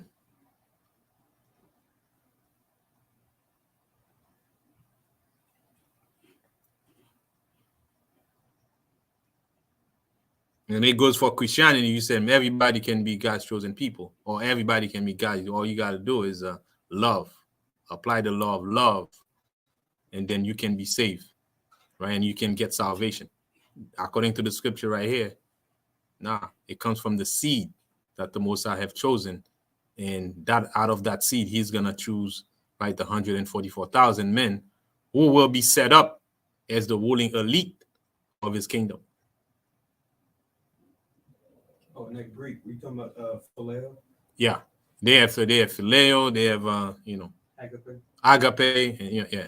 Those are Greeks' way of defining love in their philosophy, right? In their philosophy, in their ways of understanding what love is. Or the agape is what they call unconditional love. The phileos is more like the sensual love. Right.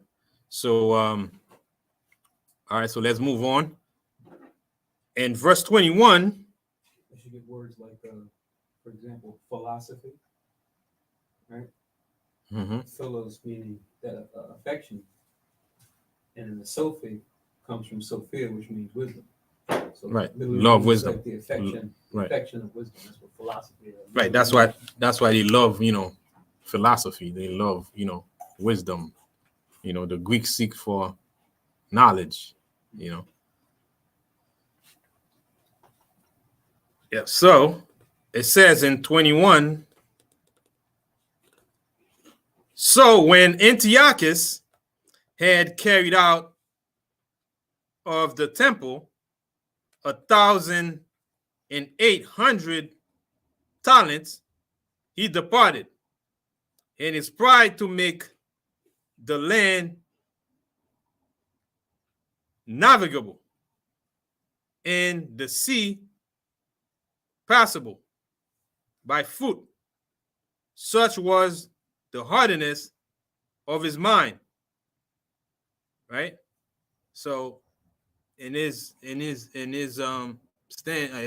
anger, and because of what the children of Israel did, he was very angry, and he wanted to make the land pretty much desolate. Right? So in verse 22, and he left governors to vex the nation at Jerusalem. Philip for his country, right? At Jerusalem, Philip for his country of Phrygian, and for manners more barbarous than he that set him there. Right? So like I said from the beginning, that was the Seleucid custom or policy assimilation that they use to keep the empire, to govern the empire, right? It was through Hellenization, and if you don't want to do it, we'll have you forced to do it, or otherwise we'll get rid of you, we'll kill you, right? So that was his tactic for keeping the kingdom. Verse 23. And at Chorazin, Andronicus, and besides Menelaus, who worse than all the rest, bear an heavy hand over the citizens. So when Menelaus, right here, he's pretty much the worst of criminals of our people, because he had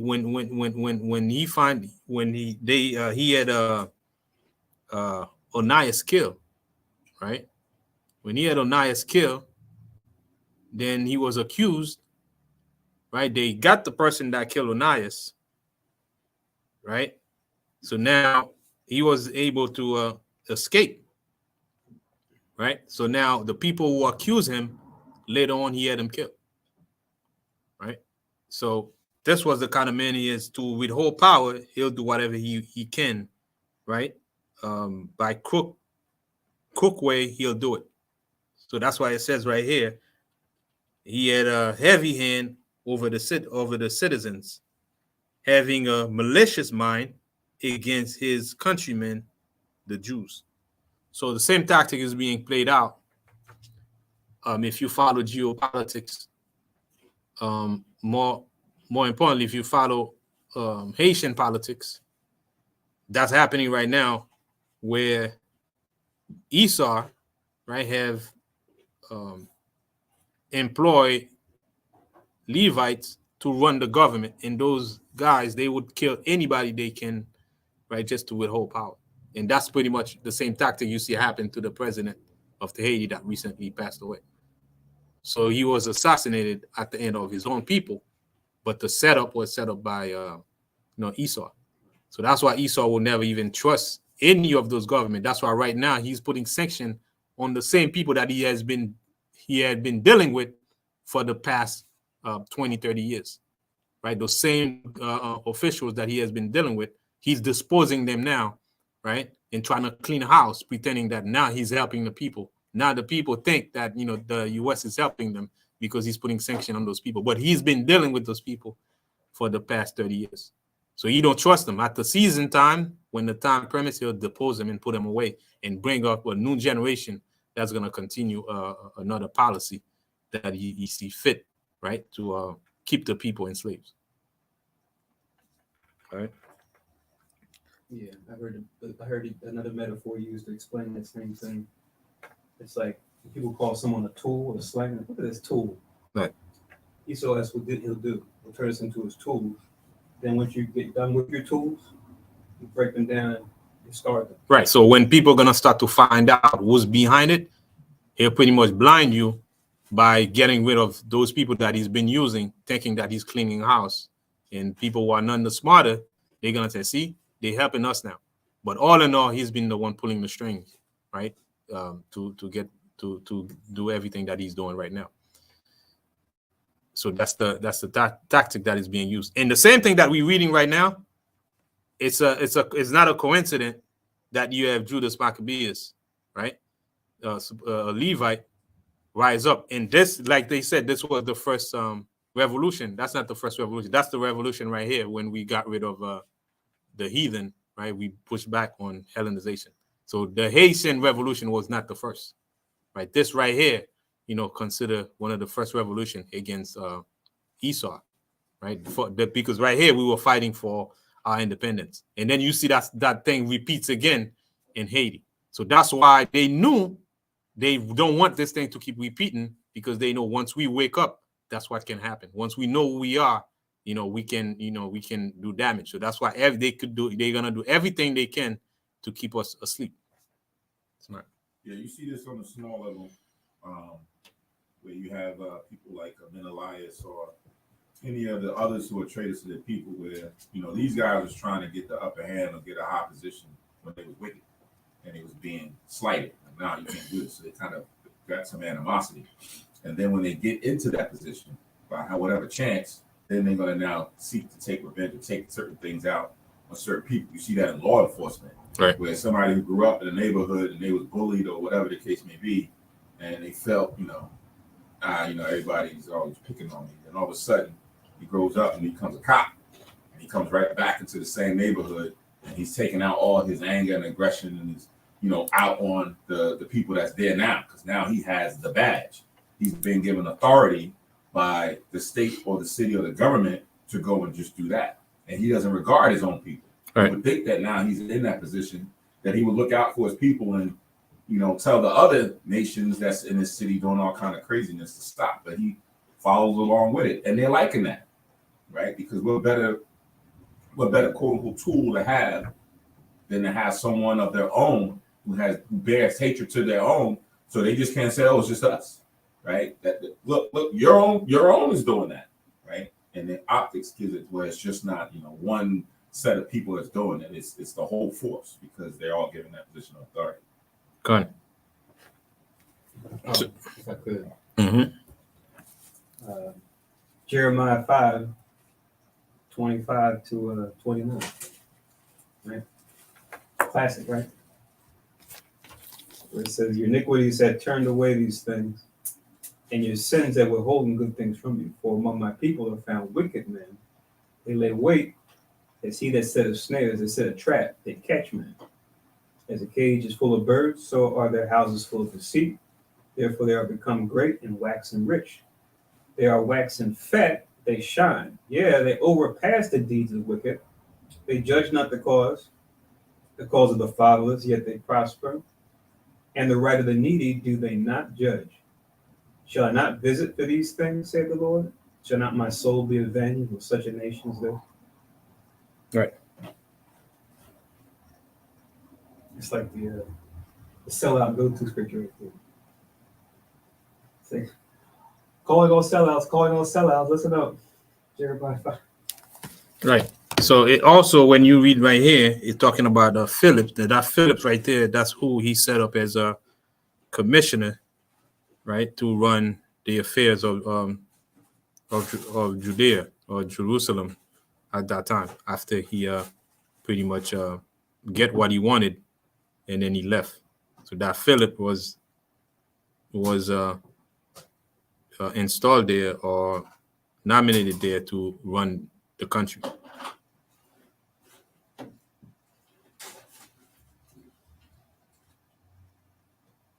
Right, so it says he sent also that the detestable ringleader Apollonius with an army of 22,000, commending 20,000, pretty much 20,000 men, right? He bring 20,000 men. 22,000. Yeah, 22,000 men. Yeah, 22,000. Right. They just do a reverse. Right. Mm-hmm. Let's see that. Mm-hmm. All right. It says 220,000 men, commending him to slay all those that were in their best age, and to sell the women in the younger in the younger sort. So that was his decree that he gave to his 22,000 men to go in Jerusalem and do that. And this was the charge that he gave Apollonius. So, and it says, who coming to Jerusalem pretending peace did forbear till the holy days of the Sabbath, when taking the Jews keeping holy days, he commanded his men to arm themselves, and so he slew all them that were gone to the celebrating of the Sabbath, and running through the city with weapons, slew great multitude. But Judas Maccabeus, with 9 others or thereabout, withdrew himself into the wilderness, and lived in the mountains after the manner of beasts, with his company, who fed on herbs continually, lest they should be partakers of the pollution. So now you had Judas Maccabeus. After seeing this, right, in the opposition, they fight, and now they had to go in exile in the mountains. Same tactic being used today, right? Same tactics. Even in mountainous countries where our people are, for example, in Haiti, that tactic is still being done. Whenever you have an insurrection, when you flee to the mountains, why you flee to the mountains? Because under normal circumstance, people would not go there. And there's so much, way to hide in the mountains, people would not dare to go and try to seek for you, because you might have the advantage of killing them, and nobody would dare go seek out for you in the mountains. So it would be a good place to go hide, right? Regular civilian would not, one day just get up and go to the mountains, unless they live there, right? And they're the place of abode, but it's not a place that regularly, frequent by people on a day-to-day basis, right? So that's why that tactic that they use is in their spirit, right? To use that tactic whenever they have political unrest, or they are the leader of a guerrilla warfare, right? That's how they would go and hide in mountains, right? To escape, any harm that may be made close to them. And they regroup there, and they organize there, and they plan there, right, to attack again at the opportune time. So that's pretty much what Judas Maccabeus did, right, in this situation. Just wanted to read this in Hebrews 11. Last couple verses in Hebrews 11, which do with faith, and the faith that our forefathers and foremothers had to endure hard times like these. It says Hebrews 11 and 38.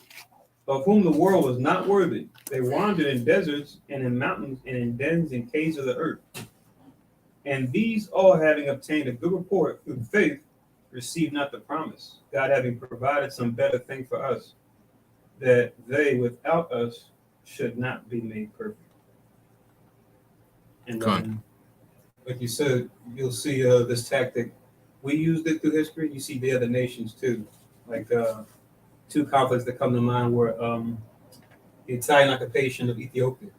You had the Hamites there, the Cushites. They used the mountains for cover too. They would do hit and run tactics. Mm-hmm. And since they were familiar with the terrain, they could kind of deal with a stronger, it might have been more stronger, more technologically advanced force, but they could still keep the advantage on them by doing hit and run. And then being unfamiliar, the Italians being unfamiliar with their own land, the Cushites' land, where they knew it. And it says is also how why the Russians ended up leaving Afghanistan in the late 80s, right? They always shared footage of those tanks going out in Beirut, right? And by it's like a long caravan. They always showed that footage. Those Russian tanks leaving Afghanistan, because they did the same thing, where they would do hit and run tactics with the Russians trying to invade Afghanistan. They would go back in the mountains and hide out. They couldn't get them. They had choppers, but then this is kind of another part of the story they don't really go into as much, but they said that the U.S. was supplying them surface-to-air missiles. So they had the surface-to-air missiles along with the knowledge of the terrain. Mm-hmm. So they could go, come out the mountain, set the missile, and shoot the choppers, the Russian choppers, and kind of attack them, and they go back into the mountains. So like the Russians are always at a disadvantage. They're always in bounds. They had choppers and stuff, so they still couldn't get it. Which, ended up extending their resources to so far, they're just like, all right, it's pointless. This is good. You know, not to make it too long, but you see the United States were there a lot longer, but the result ended up being the same. It's like, leave the Afghanistanis alone, man. Stay out their land. Gun. You already know that's what they were telling them when we first went in there. Everybody saying, "Look, the Russians try to get us. What happened? So let's stick together. Let's beat them by attrition. Let's wear them out." Gun. And they'll leave eventually too. Gun. So tactical warfare and all everything is permissible, right? When it comes to warfare. So now the decree has gone out. Apollonius, which was a governor in Syria under Antiochus IV, right? So now he has the reputation of being a massacre, right? So he's a massacre because that job they sent him to do is to massacre,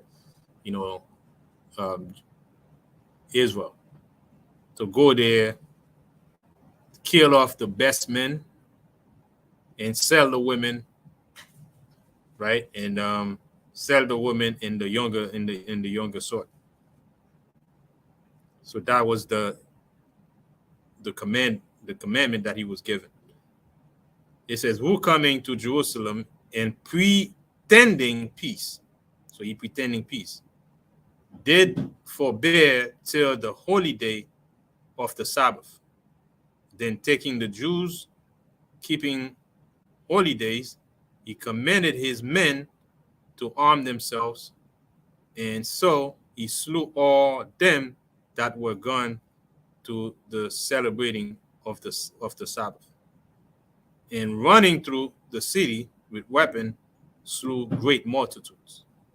But Judas Maccabees with 9 others, or thereabout, so 9 others, and those also who are also patriots, right, for Jerusalem, right, they also joined with them. That's why it says thereabout. Withdrew himself into the wilderness and lived in the mountains after the manner of beasts, with his company, who led on herb continually, lest they should be partakers of the pollution. So now at that point, going to the mountain is more like going to boot camp, right? You withdraw yourself, and then you put yourself in a tough situation to condition yourself, right? So that you can fight these people, get yourself in best shape, like a Navy SEAL type, right? So put yourself in a tough situation so that you've seen the worst of the worst. So when you fight them, then you, of course, the Most High always gonna provide for us. But to see the atrocity, it's best for them to remove themselves and recalculate, how they're gonna fight. So I'm gonna transition to chapter 6 without taking a break. I'll just change the title. Okay, the title already said 2 Maccabees 5 and 6. So let's transition so we can swiftly finish up with You change that though. which one? The top. See edit upright and corner. The type upright in corner. Okay, got you. Let me go there. Edit. -6. Okay. All right, edit. Yes, sir.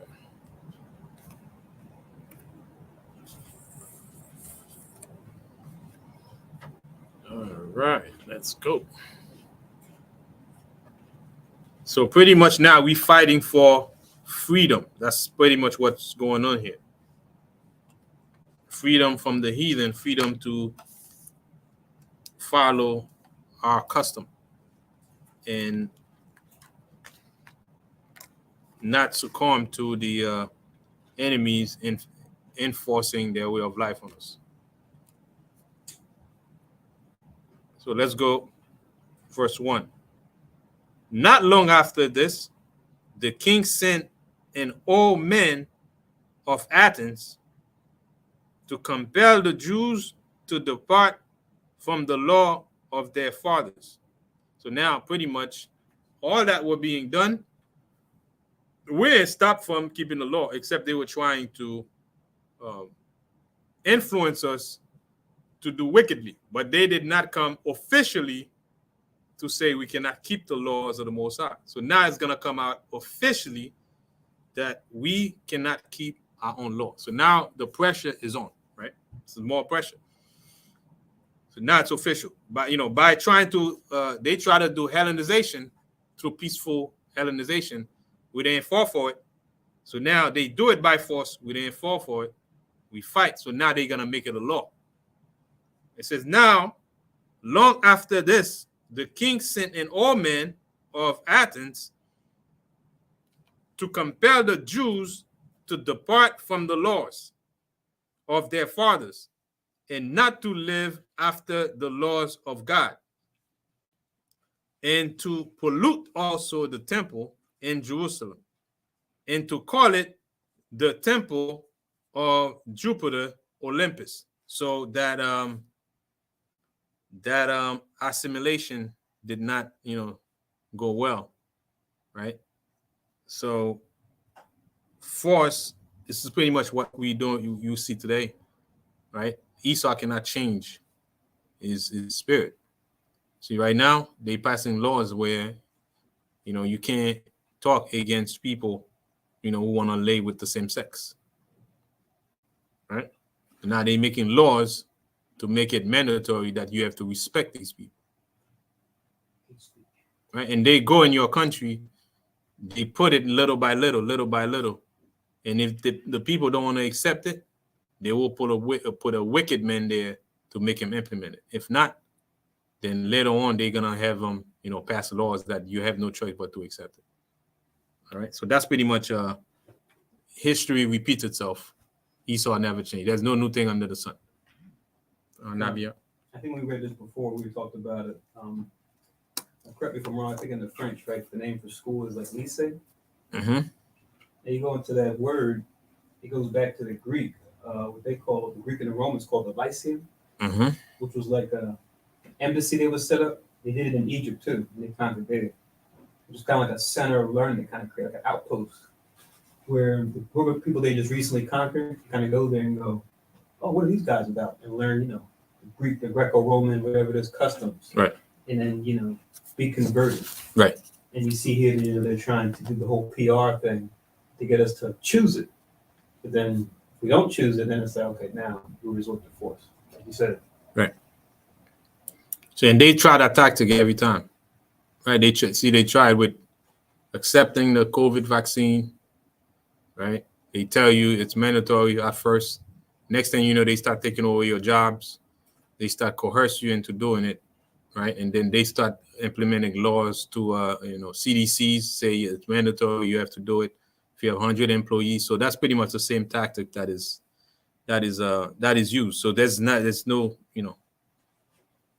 changing in Esau. Esau is not changing. It's not changing. He can't change because he going too far as his wickedness, right? So he cannot change.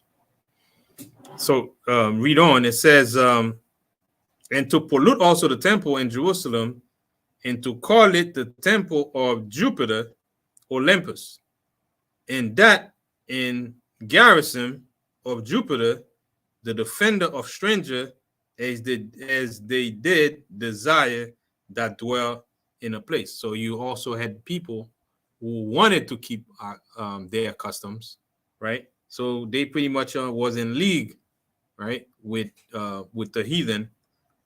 The same way we had opposition, people who did not want to follow it, right? So now, and read verse 3. The coming in of this mischief was so ingrievous to the people, for the temple was filled with riots and reveling by the Gentiles, who dallied with harlots and had to do with women within the circuits of the holy place.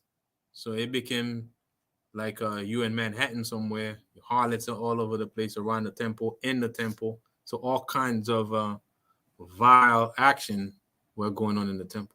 So now, if you grew up in Times Square, right, if you grew up in the customs and you see that's happening, and you know what the Most High set up, so it's gonna grieve you to see how, we descend to such a low place, right? That's why if you watch some of the Greek and Roman documentaries or movies, and you see how they had, women, like even like Caligula or something like that, you look at that and you're like, yo, this is crazy, just to see the view of what actually happened through in history, what actual events took place. And then you now apply that to the temple, right? Where the temple was so sacred that only certain people could even go in it. Like, it wasn't just like a common place where people just visited and just says, oh, I want to walk into the temple and just go and take pictures. And no, you couldn't just go in there. Right. Now all of a sudden you got women in there, they having sex and doing all kind of stuff in the temple, right? And then outside the temple, in the concourse, going from here to there. It's like, what the heck is this? Right. That was their natural way of being. That's how they worship their gods. They now are applying that to our holy temples and different sacred areas. They did that to our stuff. Right. I'm not sure if you guys know about the whole Game of Thrones thing. It was like King's Landing, same thing. You had the religion in this TV show they call the Scepter, who has like an outpost there, but at the same time, you go to King's Landing, which is kind of like their Times Square in this show. These people, like you say, pretty much conducting prostitution out in the open, like in alleyways. Mm-hmm. They got whorehouses there. They got all the types of nefarious activity going on in this city. But then it's supposed to be like, we got this septum, which is like their church too, talk about worshiping the gods or whatever. So it's just like contradictory, But like you said, when it comes to the Greeks, their gods actually embraced the certain ones, right? So I think that's what we was reading about in the what is it? Is it Baruch, where women sat outside the temple with the cords about them and waiting for somebody to come and take them to go, have these sexual twists, even if they were married or not. Right? They went and did this as a paying homage to the god. Right? You did this annually, once a year, and that was a form of worship. Right? So imagine how what type of God allows to defile your home people, to just break wedlock and just create whores out of your women. What type of God is that, right? We know that's a false God, but that's what they're now applying or forcing upon us to do. The same type things. And now as you look at it as it's proliferated, so like as it proliferated up until now, that's why you see marriage the way it is. Right, marriage is not sacred because in the core of what is now supposed to be set up and established here or in other places, it still has that same fiber. So now you'll have it where people come up with new terms of marriage, not just polygamy, but these other polyamorous, and you should just be free to just go and be who you want to be with. Now you see these blended families of 2 wives and 3 husbands, and they're all together. Right? We're swinging. Yeah. But not even just swinging, right? Swinging is one thing. These polyamorous families, it's like, they're having kids and children. Like, okay, they came in together, but he's allowing her to go have relations with this other guy, and now they're together, they're having children. He's going over here doing that with these women, right. And then this guy comes in, it's like, what the heck is this? Right? But this is, the fiber of the Greeks and the Romans and how they got down, that now they have been trying to hold back for so long, and that spirit is just now coming out, right? It's just coming out to where it has all these different type tentacles that people now are lashing onto. Right. You don't have it. Marriage is just that old thing. It's just the Bible's just trying to contain you, it's just trying to put chains on you. You should be free to do what you want, right? So it's gone to that. Now it's just free to be whoever you want. Right? You don't even have to be a man. You could be whatever you want to be. Don't call yourself he, she, it, that, whatever. And it's that fault. That's that falsehood of worship. And it's just really, in reality, it's just paganism. It's just all types of defiled, different types of sexual innuendo. Right. And it gives people a false sense of freedom, that they can do whatever they want. That's freedom. Even if you want to walk around naked, that's fine. That's freedom, because that's art. That's art. You can profess yourself out there. That's art. That's the best. The human body is the best form of art. You can project it. So this is Greek, art. That's what Philly has, right? Once a year they have it where people ride their The bikes Greek fest. butt naked. Right. What? Yeah, butt naked. Everybody. They ride there, they come down. They ride down Market Street. Men and women alike. Yeah. I didn't see it. I wasn't here. I probably wasn't here. I didn't see it this year. Philly has this? Yeah. Every year. I've never heard that. Every year they ride. It's a whole bunch of them On bikes. Yeah. Yeah, naked. On Ride bikes. to, Naked. Walk around. Nah, it's not making that. No, listen. I think I don't know, one of the I'll show you the article. yeah, it's an annual thing, butt naked. Obviously, it's in the summertime. Yeah, spring, sometime, something like that. But yeah, Butt naked. They had Ride around. they ride from, like, you know how they do parades, they go from one area of the city to another. They ride, they're on bikes, so they can cover a lot of distance. Is it motorcycle or is it Bicycles. Bicycles. They ride from Fairmount all the way down, all the way through, down to Center City, go down to Old City. And some of them on foot. They just walking. Butt naked. Yes. They have police escort and everything. Yeah. Wow. Secure. So that's how you know. Well, the closest I've seen is I've seen a clip of when they have the gay parade, right? And they're all naked pretty much. Right. That I see that, but I didn't know it was like. In the middle, as a matter of fact, in the middle of Market Street, we at camp. We teaching them. Those guys are parading. I'm thinking somebody has it on video or whatever. Of us just out there, just happening. Wow. That was wicked. Man. Oh yeah, I see it. It was August. Yeah. Quick thing I was going to just mention is from that times to now, the social incentive as a motivator is a big aspect of this. To where It was August this year. the more folks they can kind of get on board at any time. Make it back. If you talk about these acts like, oh my God, you I'm trying to, cheating on your husband or your wife to appease a God, that's just horrible in a vacuum. Jason.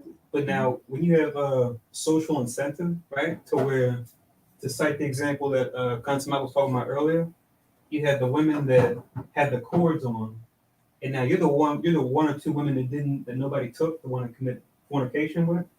The social incentive is that's bad, and all the women that get back from doing the dirt, they go back to the women and go, oh look, no one broke your cord, ha ha ha ha ha ha, and they laugh at the women. And those women now feel bad. Because they weren't called to commit adultery for the false god. And we can even say the same for something like right now, people would be adverse to say child sacrifice, right? Anytime you hear something like that mentioned, well, they did that back in the day, or that's just conspiracy theory when you talk about the music industry and all that. But now imagine a social incentive to where it's the springtime and everybody's all the people that are of prominence are talking about it, doing it, right? Because it's the norm. We sacrifice our firstborn or our youngest child so that the crops can come in strong, so that the kingdom can be happy, because we're in a prosperous time.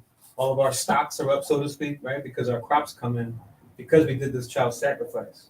Now you're the I want out. If you're going, oh my God, how could you kill your own kids? When all the elite and all your neighbors and stuff, they agree to it. So we look at that thing in a vacuum oftentimes. We look at that scenario and go, how could you do that to your own kids? But if it's a common thing, and if the prominent people of that society do it, you're going to feel pressure not to do it. I mean, you're going to feel pressure to do it even though you don't want to. So it works the opposite way, when everyone's doing it. Right, and the best way for them to uphold that is to get you to not knowing who you are as our people, and because when you know who you are, you can push back because you have something else as culture to fall back on. That this is. But if you don't know your culture, maybe you can gravitate towards it, right? You can gravitate towards it, say, maybe that's them, that's what they do, things like that. But once you know who you are, you're definitely gonna push back, and that's how people knowing who they are, they're gonna push back and they're gonna fight to strive for the truth until death, right? Instead of succumb to the force, regardless of what. But when you don't have anything to fight for, and you don't know your custom, you don't have no custom, you can just go by any wind, driven by any wind. And today, it's like you're saying, it's easier to promote homosexuality than to search to who you are. Like you searching for who you are, it's a problem. Because you're not searching for who you are in what the establishment, the system set for you to set. So if you can search who you are in Christianity, that's not a problem. But not in the Bible, not in the truth. Because you're gonna be labeled as a hate group. That's what we are going through right now. You gonna say something? Oh, yeah, I was just gonna add, when you have these types of things we're talking about with the naked bike riders, and if you see some of these pictures, it's crazy. But some people may not be caught up directly and say, "Oh, I'm going to ride around and see you naked." But what it also does, it has second and third order effects, because now fashion trends and everything cater to just bearing it all. Right. Where women just now will just wear, see-through type blouses with no bras and things underneath. And then you see when they go to these functions and galas and everything else, they'll highlight it and promote it like, "Oh man, she wore this nice see-through gown. She bare it all." Right, and then everyone's looking like, "Wow, she's being, uplifted for wearing this type of attire. I need to get something just like that." Right. People probably see me in the same light, right? So that's the mind state that these things have. And then, speaking of marriage, you just look at, when a person gets married, they say you got to go on a bachelor party or a bachelorette party, right? What's supposed to happen at a bachelor party or a bachelorette party, right? Mm-hmm. You're supposed to go and have that, that final, so you roll your soiree of sorts before you go and you commit to your. So what you're saying is just go fornicate first, have that last fornication, and then you go and you marry to your significant other. That's the culture, that's the custom that you do, right? And then sometimes it's like, you go to the bachelor party, people are like, "Yo, man, what the hook is that? What the strip is that? Oh man, nobody ordered none, man. What the heck is this, man? This sucks. This is a whack party, man." Because that's the thinking that this is supposed to happen. Because it started with what we're reading right now. It started with this type culture. Fun. Even when I was in the world, I always thought that did never make sense to me.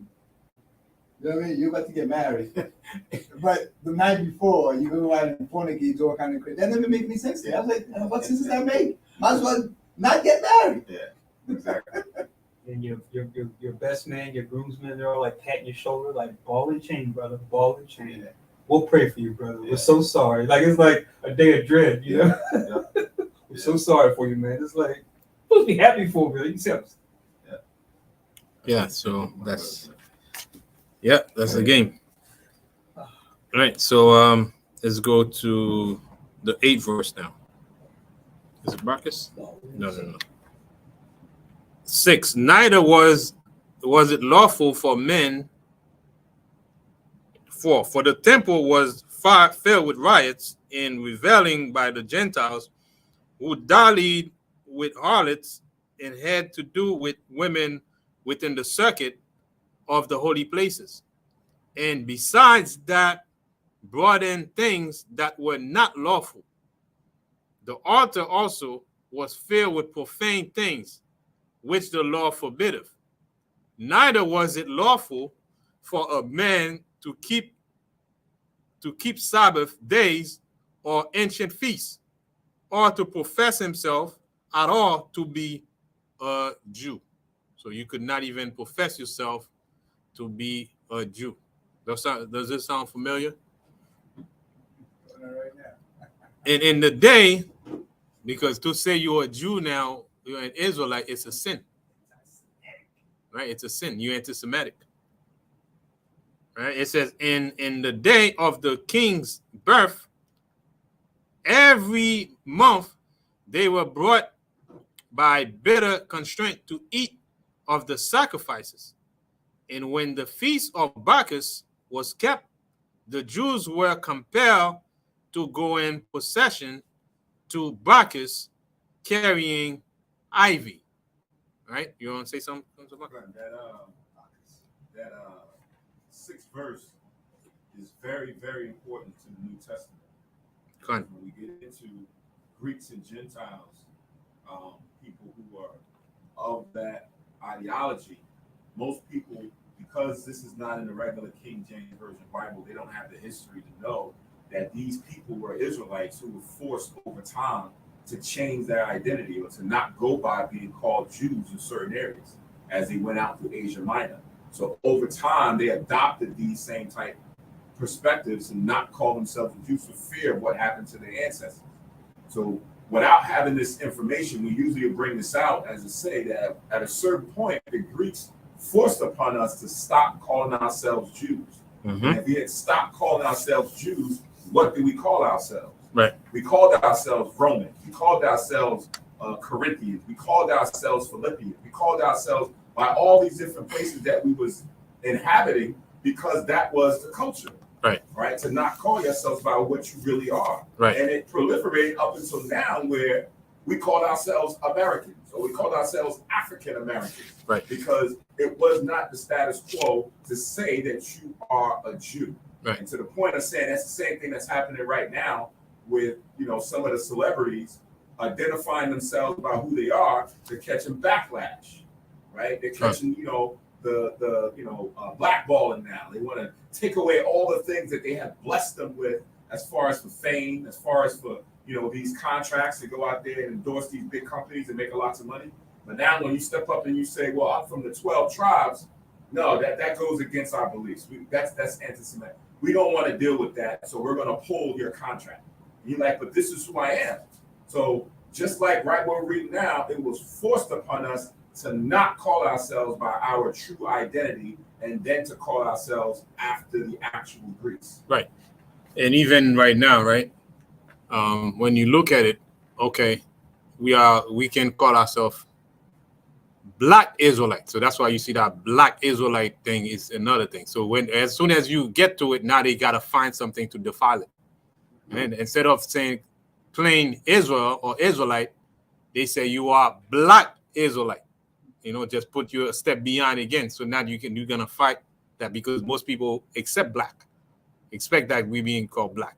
So now associate the black with Israelite. So it's always you know, some kind of game that they push on us just to, you know, deviate from who we truly are instead of just saying Israelite.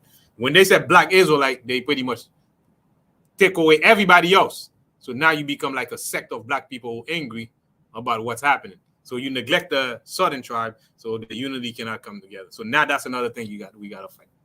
That part two, and then when you add the black on there, as far as it being Black Israelites, it means that you're just another branch. It means that, you know, the so-called white Israelites or the so-called white Jews. Right. Now you got these black ones. Then you can have Ethiopian ones. Then you can have these ones. So now everybody could be a part of the mix. Right. Right. Which in itself is also a lot because right now in the land of Israel, they've allowed some people to come back.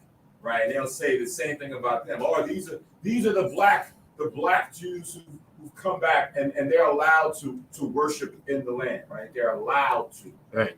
And they're given a certain section provided by the government for a certain period of time. Right. It's supposed to be a certain period of time that they're in the land. It's not like they can just come there and live forever. Right. So those who are there have been fighting for a long time to stay in the land. Right. They're only supposed to be, I don't know if it was 30 years or how many years it was. And then afterwards, it was supposed to leave. So when you put that stigma, it has a lot of leaves that you got to peel back on as far as for what that means. Right. On one hand, like you just said, it's like, okay, it's just the Black Israelites. Right. You don't include the northern tribe. You don't include none of those other tribes in there. It's just the blacks. What about them?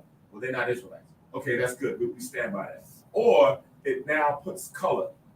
Like I always say this at camp, nobody puts colors for identities of nations but over here in America. Right. It's usually not done out there in Europe. It's not done throughout the proliferation of the earth, but mainly here in America where we attach colors to identify nations. Right, it's supposed and the colors is even wrong. Right, it's supposed to be ethnicity and your stock where you're from, right? But it's pretty much color now, just to confuse the whole thing as we getting closer to waking up. Oh, let me just say this too. Anytime you control how someone or something is defined, you have power over it. This goes back to Adam, right? Where the Most High said, "I'm going to give you dominion over the fish of the sea, fowls of the air, and the beasts and creeping things of the earth. I'm going to give you the authority to name them." So when nations take authority, they'll name their subjects, especially those that have another culture, other peoples. And they did that to Joseph when you go back to Egypt. They did that to Judah when they conquered the southern kingdom.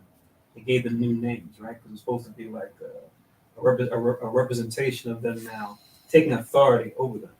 And we see this, of course, with the modern era, right? Where we got English names, Spanish names, French names, Portuguese names, all these names based on the language of our oppressor, instead of our own name, which ties us back to, like you've been talking about, Kahan, our culture and our God, right? So, don't take the names and naming things lightly. Right. There's a lot that comes with it. Fine. So, right here it says, Kayavi, moreover, there went out a decree. So now here's pretty much the law now. Moreover, there went out a decree to the neighbor city of the heathen by the suggestion of Ptolemy against the Jews, that they should observe the same fashion and be partakers of their sacrifice. So now even Ptolemy, right? He's pretty much over Egypt at the time. Now, as the other part of the empire of the Grecians, right? So even he also, working against Israel, right? So it says, and whoso would not conform themselves to the manner of the Gentiles should be put to death. So now it was a death penalty, right? If we don't follow the Gentiles' decree. And it says, then might a man have seen the present misery. So it's pretty much, we've moved the Mosai completely out of the picture, right? What they would call theocracy, right? The recognition of a supreme God, that who in our case is the Mosai, that's supposed to be out, right? So we can do according to the gods, the deities of the heathens. So it says, for there were two women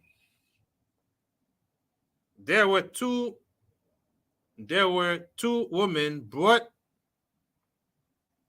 who had circumcised their children, whom when they had openly led round about the city, the babes hanging at their breasts, they cast them down headlong from the wall, right? So, and others that had run together into caves nearby to keep the Sabbath day secretly, being discovered to Philip.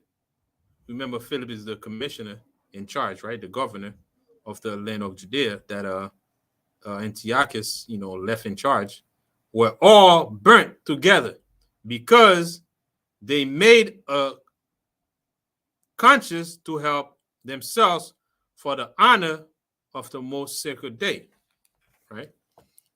So they understood that the most sacred day is for the Most High, the Sabbath day, not because of themselves, is because the Most High said, "This is my day," right? He set it aside. So they wanted to give reverence to the Most High on that day, as our custom is, right? Now I beseech those that read this book. So now this is pretty much a conclusion of what we have been reading, right? And that's the closing statement that the narrator of Sirach is pretty much, not Sirach, the narrator of the book, right? They said Jason or Cyrene and so on and so forth, like they say. Now the narrator is pretty much putting together the closing statement, and we're gonna read that. It says, now I beseech those that read this book that they be not discouraged for these calamities, but that they judge those punishments not to be for destruction, but for a chastening of our nation. For it is a token of his great goodness, when wicked doers are not suffered any long time, but forthwith punished. So that's pretty much what he's saying. So this is not for our punishment, even though what we're reading right here is great atrocities. Granted, as people, we're gonna feel bad about it, but with the Most High, the same way the Most High make people, he can destroy people, but most importantly, is not so much the punishment, is the Most High has the power to also heal us from our punishment. Right? Compared to men, they will kill you, they cannot bring you back to life. But the Most High can put harm on you, can harm you for not keeping his law, but he also can heal you back, and bring you back whole. So that's what people must get out of this, right? While we go into our suffering, we got to look back at what we did that we could have done better and repent and come back to the Most High, even though we hurt at the time. The Most High can heal us back because he controls everything. Right. This disclaimer, or as you put it in the 12th verse, had to be made because, others, even today, when they read something like this, they'll say, what kind of God? What kind of God is that, man? These guys was these women and these others that was in the caves was trying to serve the Most High. Right. And that happened? Why would I go and serve the Most High? In the cave, they burned them alive. They took the women and threw them headlong over the wall. What kind of God is that, man? Why would I want to go and serve a God like that? Right. So this is that discouragement. When you read the story, the actual accounts, you even left kind of like wondering, man, there's no benefit in it then. I might just go out there and serve Satan, serve the idols, right? I may get a temporary gain because this, I don't see the benefit in it. So it had to be made to say, look, don't be discouraged at what you're reading. Right. This is a chastening of the nation. The nation was wrapped up in sins. We just read this. Had we not been wrapped up in sins, some of these things would not happen. Most High wouldn't allow the Edomites to come up and do what they did. Most High wouldn't allow them to go and kill 80,000 the way that they did. But we was wrapped up in sin. So just because, these women was going to keep the Sabbath day, it didn't mean that there was probably other things that was going on. We don't know, right? This is the chastening of us as a nation. One for all for one. So the Most High is like, he's spanking our behinds collectively so that we can have that spirit of, but my brother's keeper, right? I'm going to try to make sure that he doesn't go off, that she doesn't go off, instead of just being an individualist and say, well, I'm going to be doing this. So there's a lot that the Most High is looking at to chasten us. But if you read it and you reading the story and you just reading the accounts, you're like, yo, man, what is this? Because I've seen people at debates, when brothers have spiritual debates with other people following other philosophies, they'll say that. What kind of God is this that does this? Is this the God y'all serving? This is the guy? Sin city. Exactly. They'll make a mockery of the Most High based on the, some of the specific accounts, but not knowing the context behind what was really going on. Right. But then those people who are ignorant, who don't have the full sense, will look at that and be like, yeah, that's right. Like, that don't make no sense. That's the white man's book. See that? The white man wants us to get caught up in all this stuff. Because it don't make no sense. I don't know why we need that book anyway. And that feeds into that. Right. So for those of us who kind of have context and understanding, it's to make sure that we don't get discouraged, right? That we don't continue to follow along with the rest of the nation and following after these other things outside the Most High. Okay. Yeah, Khan. It's makes you think of the allegory. I know you were talking about it last night about the using like kids and like rearing kids as like a metaphor for how the Most High deals with us as a people. We could do the same thing with this, where any of us have been in school, we know there's been a case where the teacher's like, okay, class, I had to go down the hall to get something from the teacher down the way. You guys behave. And you always got maybe 2 or 3 kids in the class that like, they might call teacher's pet. They always do what the teacher wants. Now, as soon as the teacher leaves, you got the rowdy kids in the back. They're like throwing paper. You got the 2 or 3 kids that are trying to get everybody, guys, relax, Mr. So-and-so, Mr. So-and-so, he's right down the hall. He's coming right back. Stop throwing papers, Stop getting in trouble. Teacher comes back in the room. You see that the 3 kids, the good kids trying to keep the rest of the kids from acting up. What happens? Teacher usually says, you know what? That's it. All you guys staying in for recess.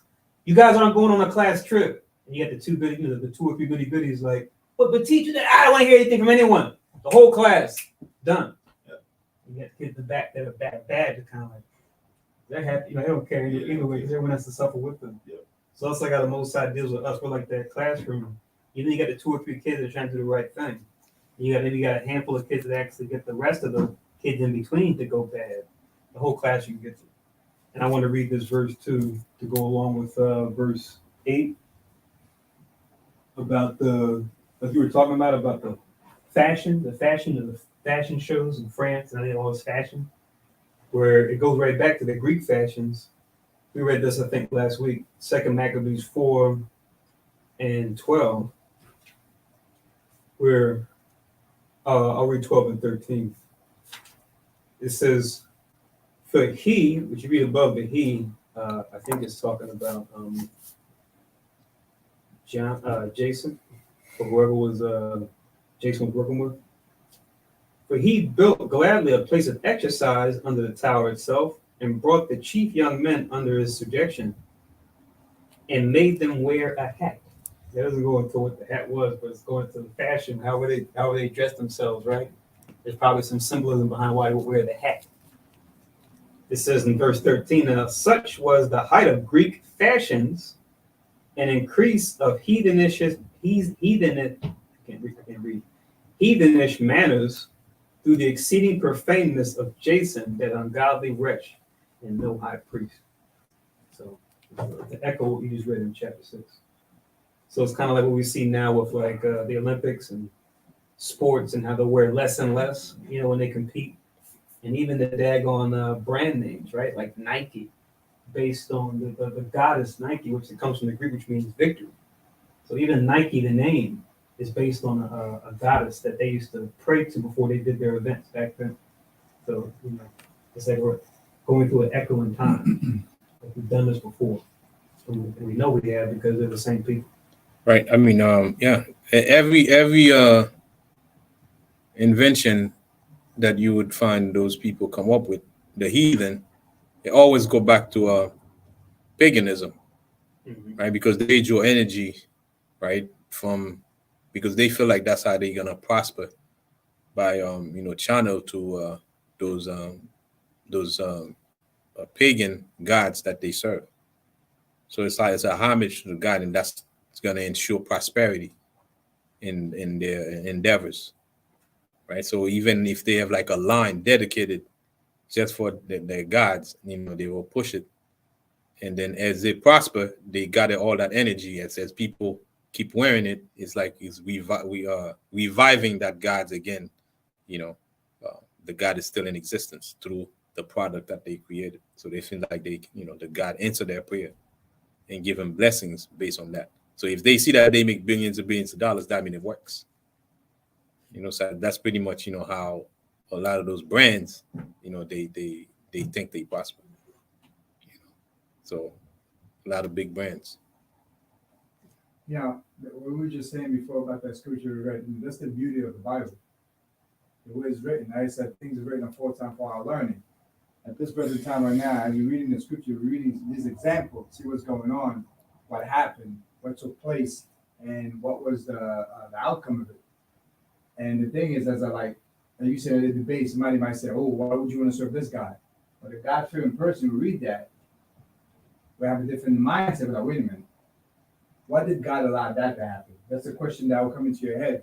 That this is a judge. We read this is a just God. This is a God of justice, a God of mercy, and a God that wants us to be great. Why would he allow this to happen? Right? So as you read, as a God-fearing person, you say, well, wait a minute. This is what not to do. If we're going to serve the Most High, and this is how the God, he put everything to battle, he doesn't hide anything from us. Compared to a lot of other books that we read, they might just give you the good. The scriptures give you the bad, ugly, everything. Nothing is in the dark. Everything's out to light for us to see. So the beauty of it is that these things are written so we can see, wait a minute, we have an example, what to do or not to do that will help us to become better servant to the Most High.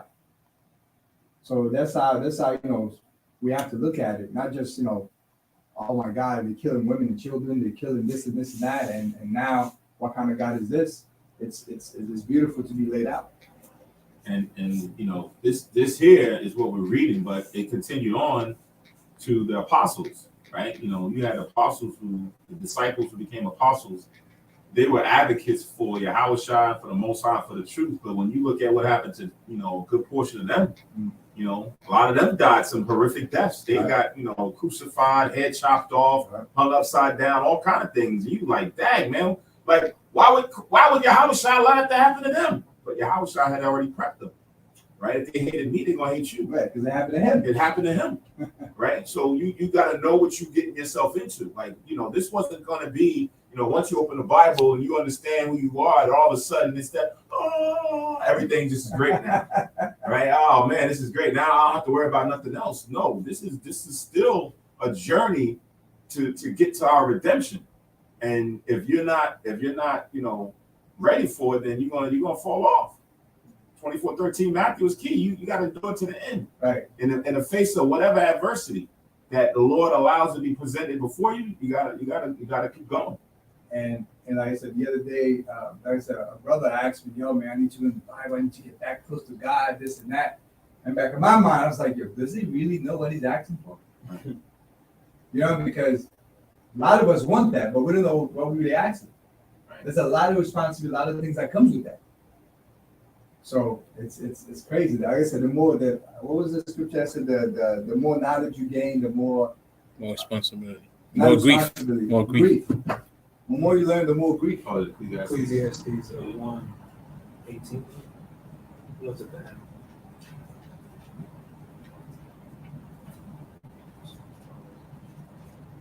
Right. So the thing about it is, sometimes we people, we overstep. We tend to want to overstep our limitation as creation, right? And the Mosai said, "Can the potter ask the clay? Can the clay, why you make me so?" Right. But those are good questions. At the same time, the Mosai does not compel to answer our question if he feel like he doesn't want to, right? Just because the Mosai said, what if some did not believe? Right? Romans 3:1, right? Shall that unbelief make the faith of God without effect? Said, God forbid. So whether we like it, whether we don't like it, whether we think it's going to happen, whether we don't think it's going to happen, whether we obey the Mosai and don't obey the Mosai, that doesn't make what the Mosai says is going to happen, don't happen. So the Mosai act outside of what me, you, and I think, because the Mosai does not depend on us. We depend on him, right? That's why he give us the law as a way to get closer to him so that we can at least get a glimpse of his glory, of his grace, right? Because other than that, we can have question all we want, but the Mosai gave us what we need to do. And every time he give us what to do and we do it, we see the result. It works. But every time we don't do it, we also see how our disobedience doesn't work. But Mosai give us that free will where we can choose. That's the gift that the Mosai give us. But with that gift to choose, it said choose right. He even tell you what to choose. Right? In Deuteronomy, I place before you this day life and death. Right? Choose life. But you can also choose death. That's why if it said choose life, you can also not choose life and choose death. That's why that willpower that the Most High gives you, he doesn't control it, but his willpower will apply and override your willpower, regardless of what your willpower is. So now if you apply your will to follow the law, statutes, and commandments, right? Then Yahushua had his own will. Right? It says, I delight to do thy will, O Lord. And if it was my will, but not my will, but thy will. So he allowed to use his will for the Most High to act for our purpose.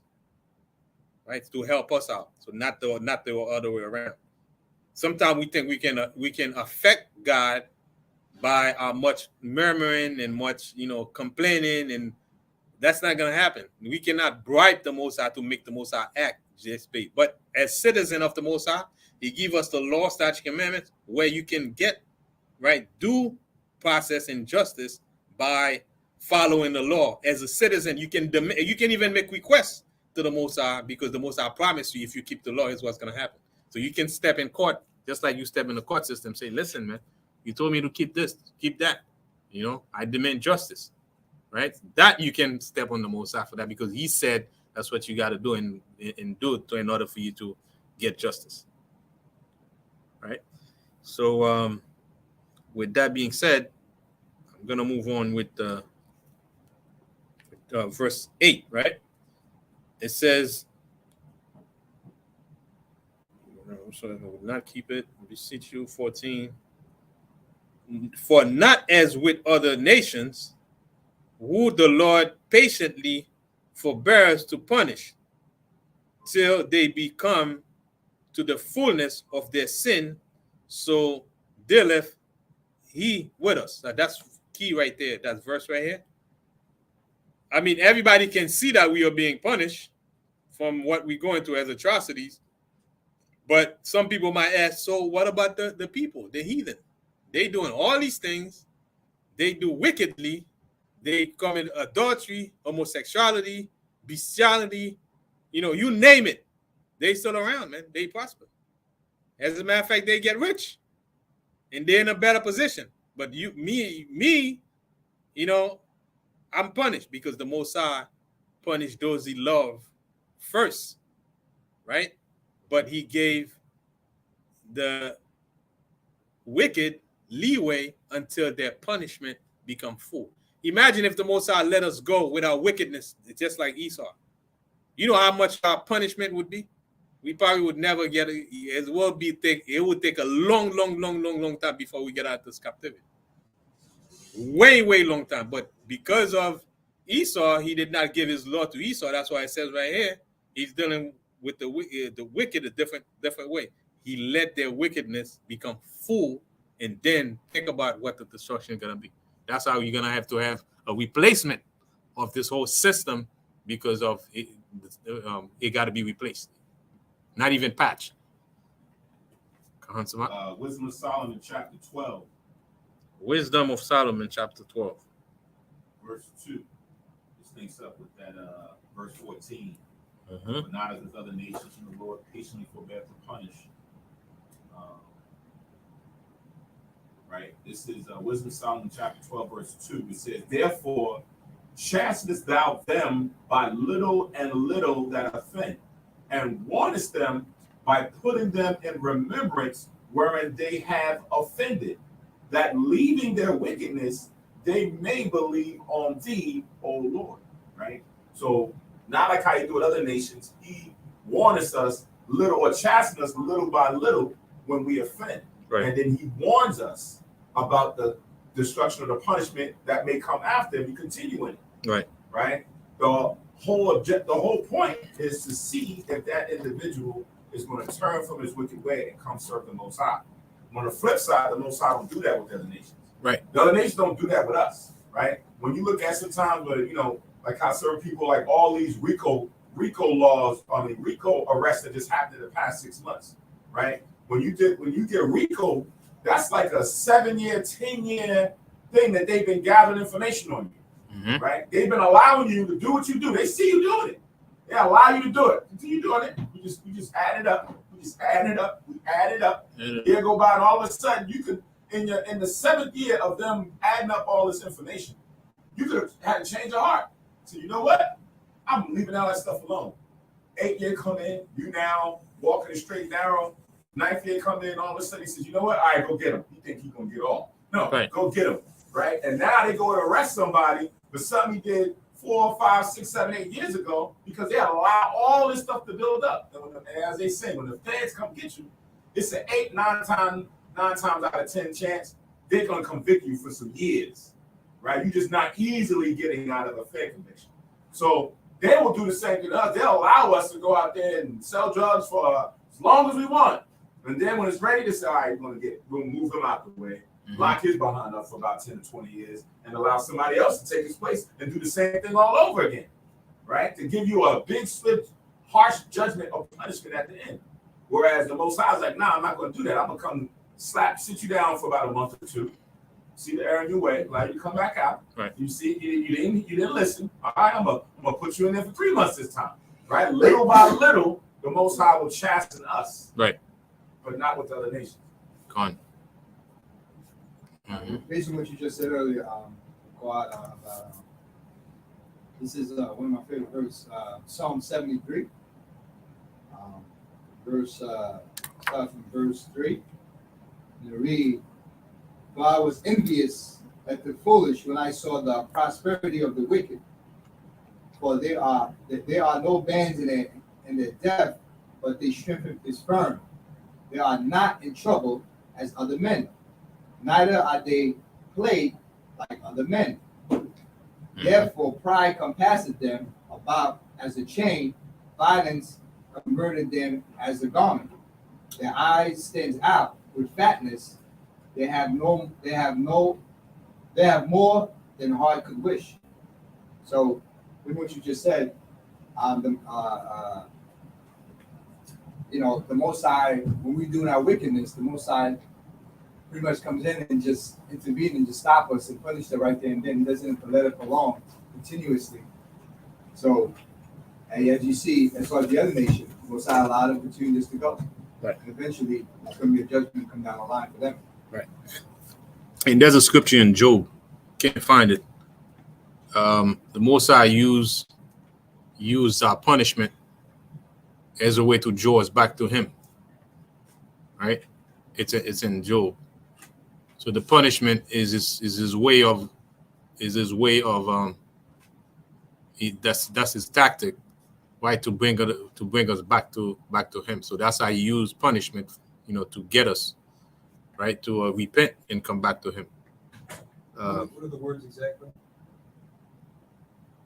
2 or 3 of the words in the verse exactly. It says, Where he used the word punishment. Yeah,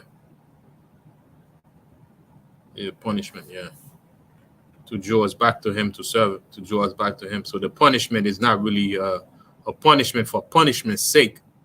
It's to get us to repent, to come back to Him. So whenever you got it. That's in Job. Job 28. You should the word punishment, right? Punishment or iniquity. That's one of my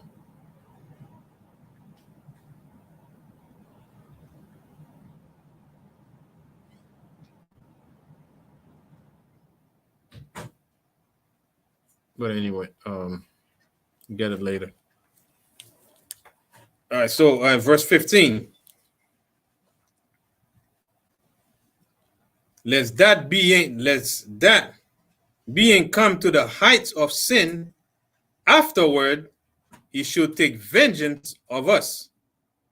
Right? So imagine if the Most High let us get to the height of sin and then afterward to take vengeance of us, and therefore He never withdraweth His mercy from us, and though He punished with adversity, yet do He never forsake His people. As the Most High forsake His people, God forbid, right? But let this that we have spoken be for a warning unto us. And now will we come to the declaring of the matter in few words.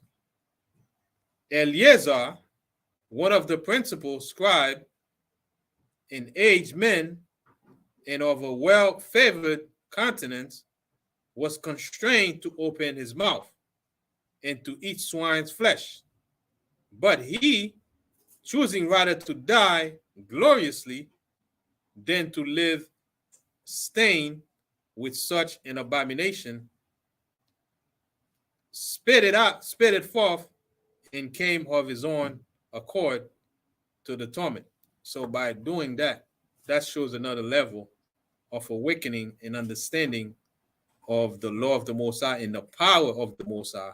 What the brother did right here, right? He chose to die because he knew his death is not really death, but it's victory, because that death is not really it's a glorious death. Now that death is pretty much live, right? As it said in John, those that think he love his life shall lose it because of our name, and would do he that lose his life shall gain it. So by losing his life, he actually gain it because he loses his life for a righteous cause. What verse is that? John 1. Let me get it.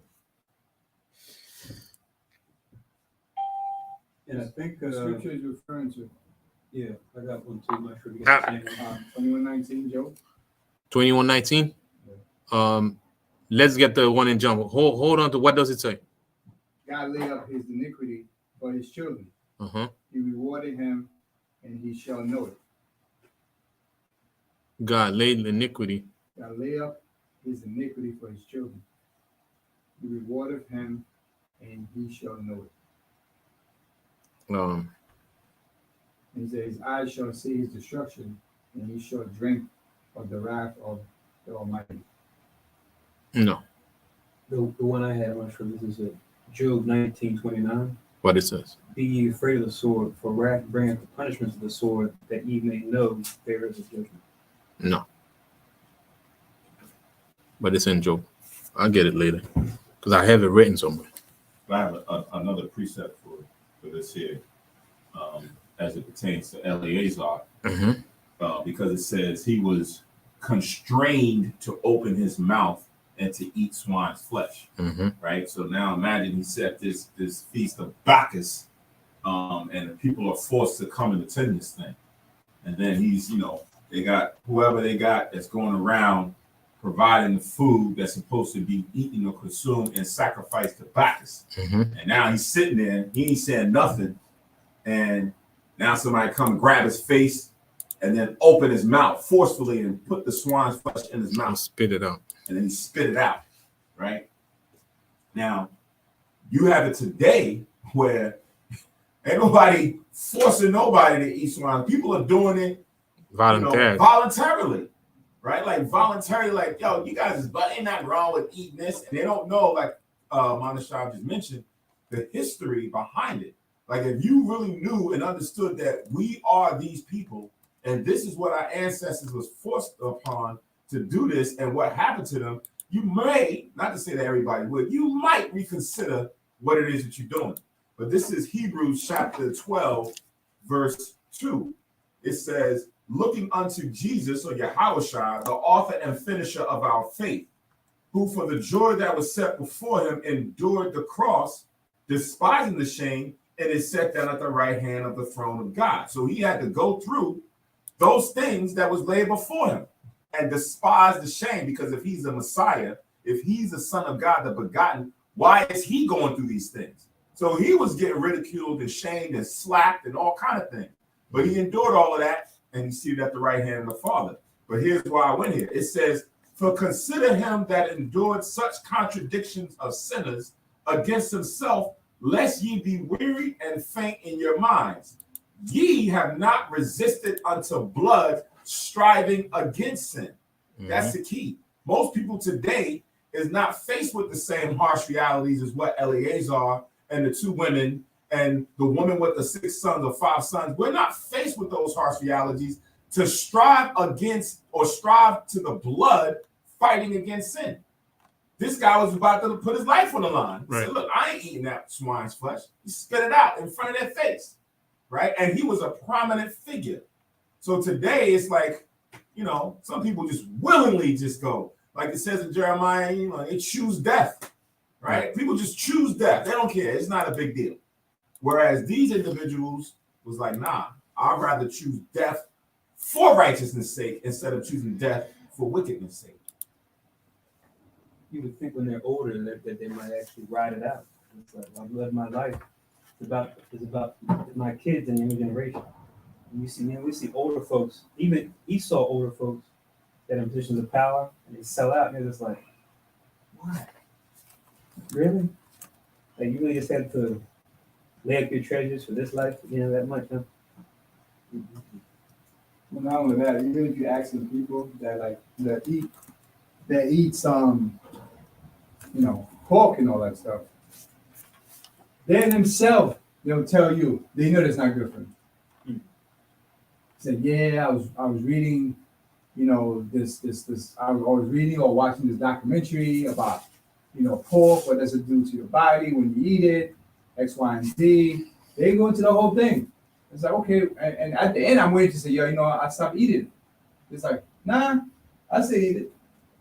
It's like, well, if we can see what it does to your body, but you're eating it anyway. Me showing you a scripture telling you it's no good for you.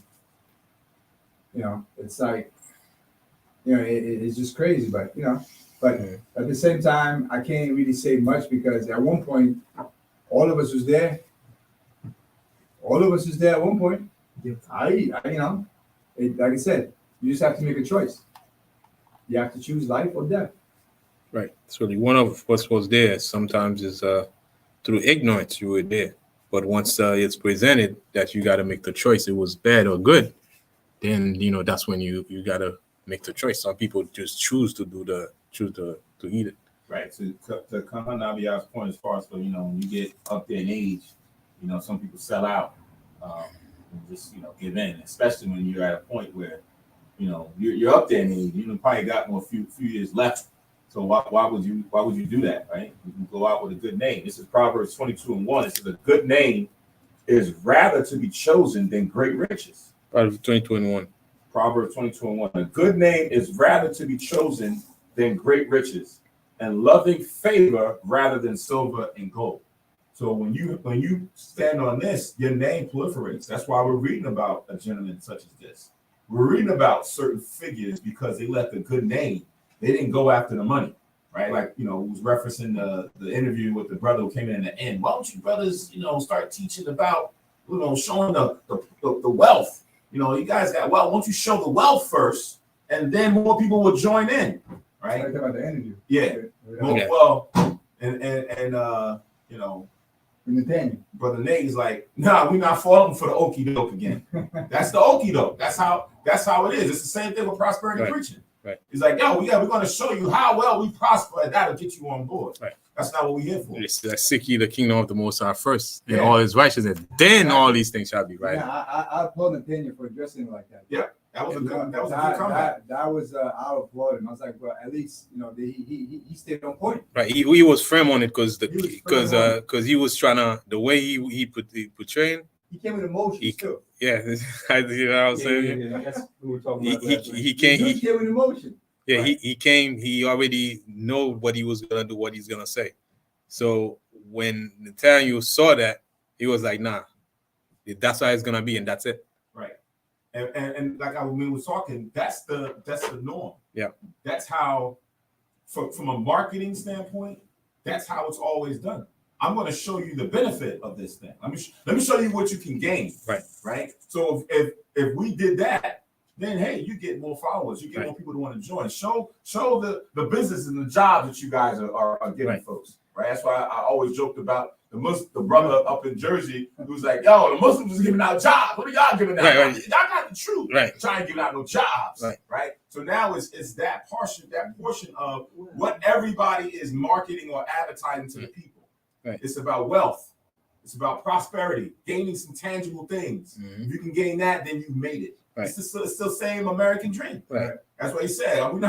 That's the same thing they've been giving us from generation to generation to generation. Right. It's like, yo, fall for the okie doke, and then we got you. Exactly. And I was having a conversation with Nabia about that.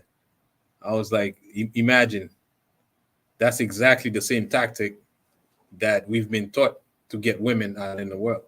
You put in your best, foot forward, and then you promise the world. And then once they find out you cannot deliver on that, they bounce. Now you get upset because what you put forward in the forefront, you don't have it anymore, or you can't give it. And now you're gonna try to tell him, nah, I love you, this, that, and that. It's not gonna work because that's not what you showed me from the beginning, right? You put something forward. That's why when the money disappears and you cannot provide anymore, she's out. She's out because from the beginning, that was not, what you did, the sincerity, the Mossad, that wasn't first. right? It was just you push what you have, your image, right? And then that's how she was sold on. And then it happened not only with that, it happened with almost everything. When people come in, you show them the lavish thing, and you show them what you got. And then later on, you cannot, deliver on it. They say, man, I'm out. So come on, man. That's not what it's about. Now you try to put, a second spin on it. Nah, that's why you got to go with the truth first.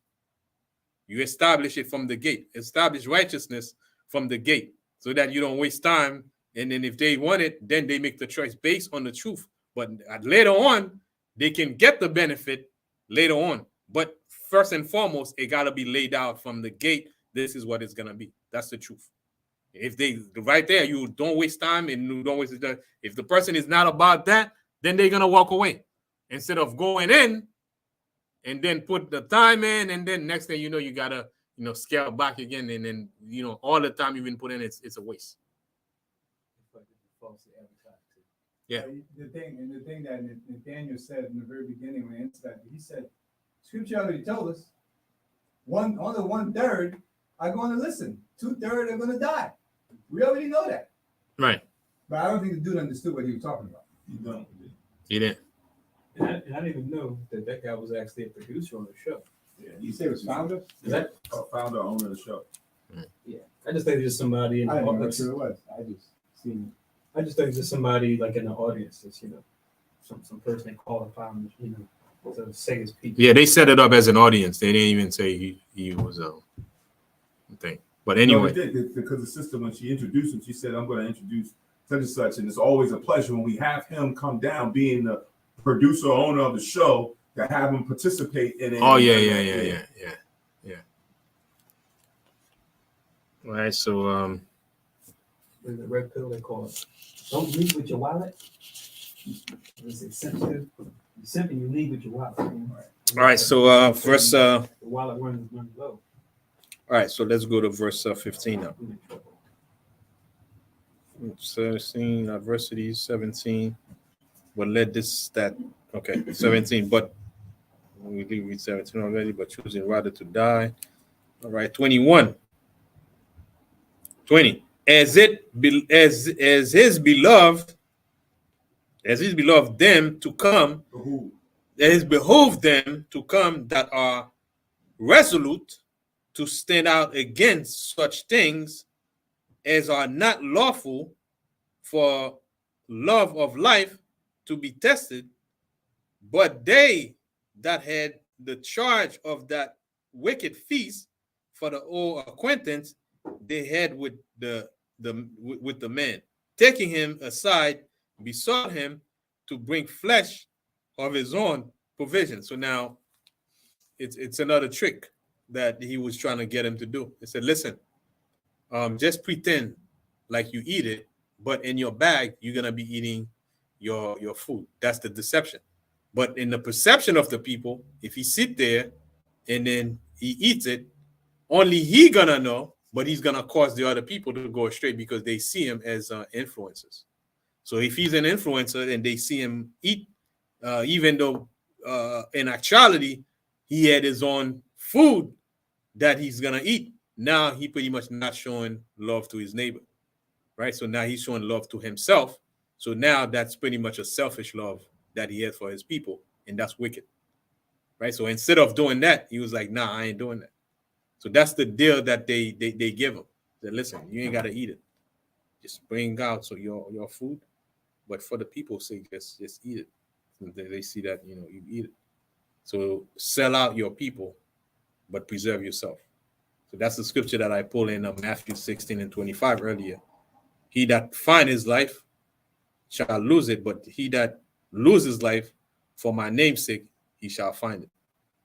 Right? But the love of Yahweh shall in him. Why is that? Because Yahweh, if he did that, right, and he made it because he's alive now, nobody knew that he ate abominable food because he ate his own food. He think he good. So now he's looking out for himself. He think he find his life. That's a loss.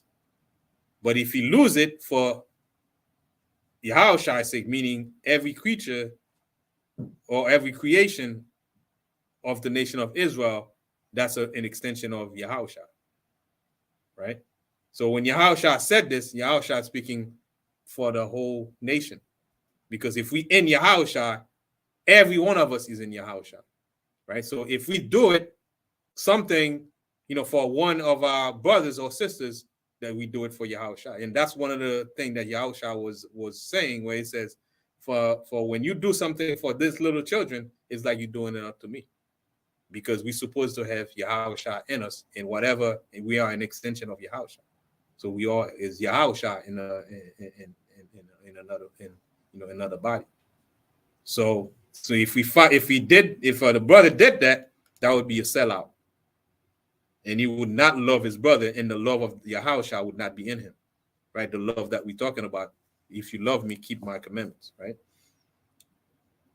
And also love your neighbor as you love thyself. So if you love yourself like that to bring your own food and not eat it, right? You should not put the false perception that you eating the food of the heathen, but in reality, you're not eating the food of the heathen. You bring your own food, but your people believe that, you with the heathen, and then they go astray. What you were saying? Yeah. It was in John also. It was I heard you read Matthew 16:25. It was John 12:25. Right. That says what you were saying too. Right. John 12:25 too. Yeah. That's the one in John where it says, I think the one in John says, loveth his life. Con. Love of his life, and another one also in the one in Matthew says, lose his life. It's pretty much like a link up. Con.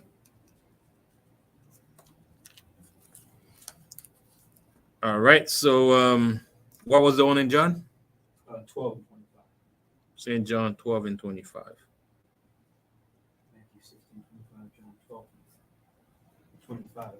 That like a way to remember both. Yeah, 16:25, 12:25. You see, man? That's numerology. Yeah. That's not what I meant. Yeah. Doesn't matter what you meant, brother. All right, so all right. So let's go.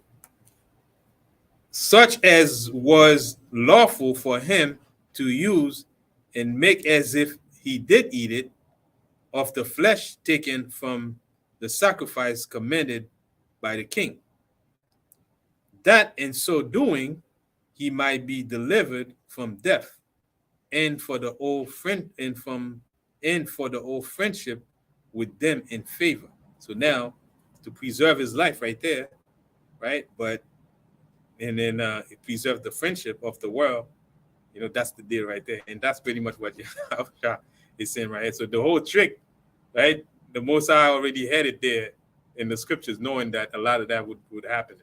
So Yahushua already, he knew all things. He knew all the tricks that can be pulled, at the back.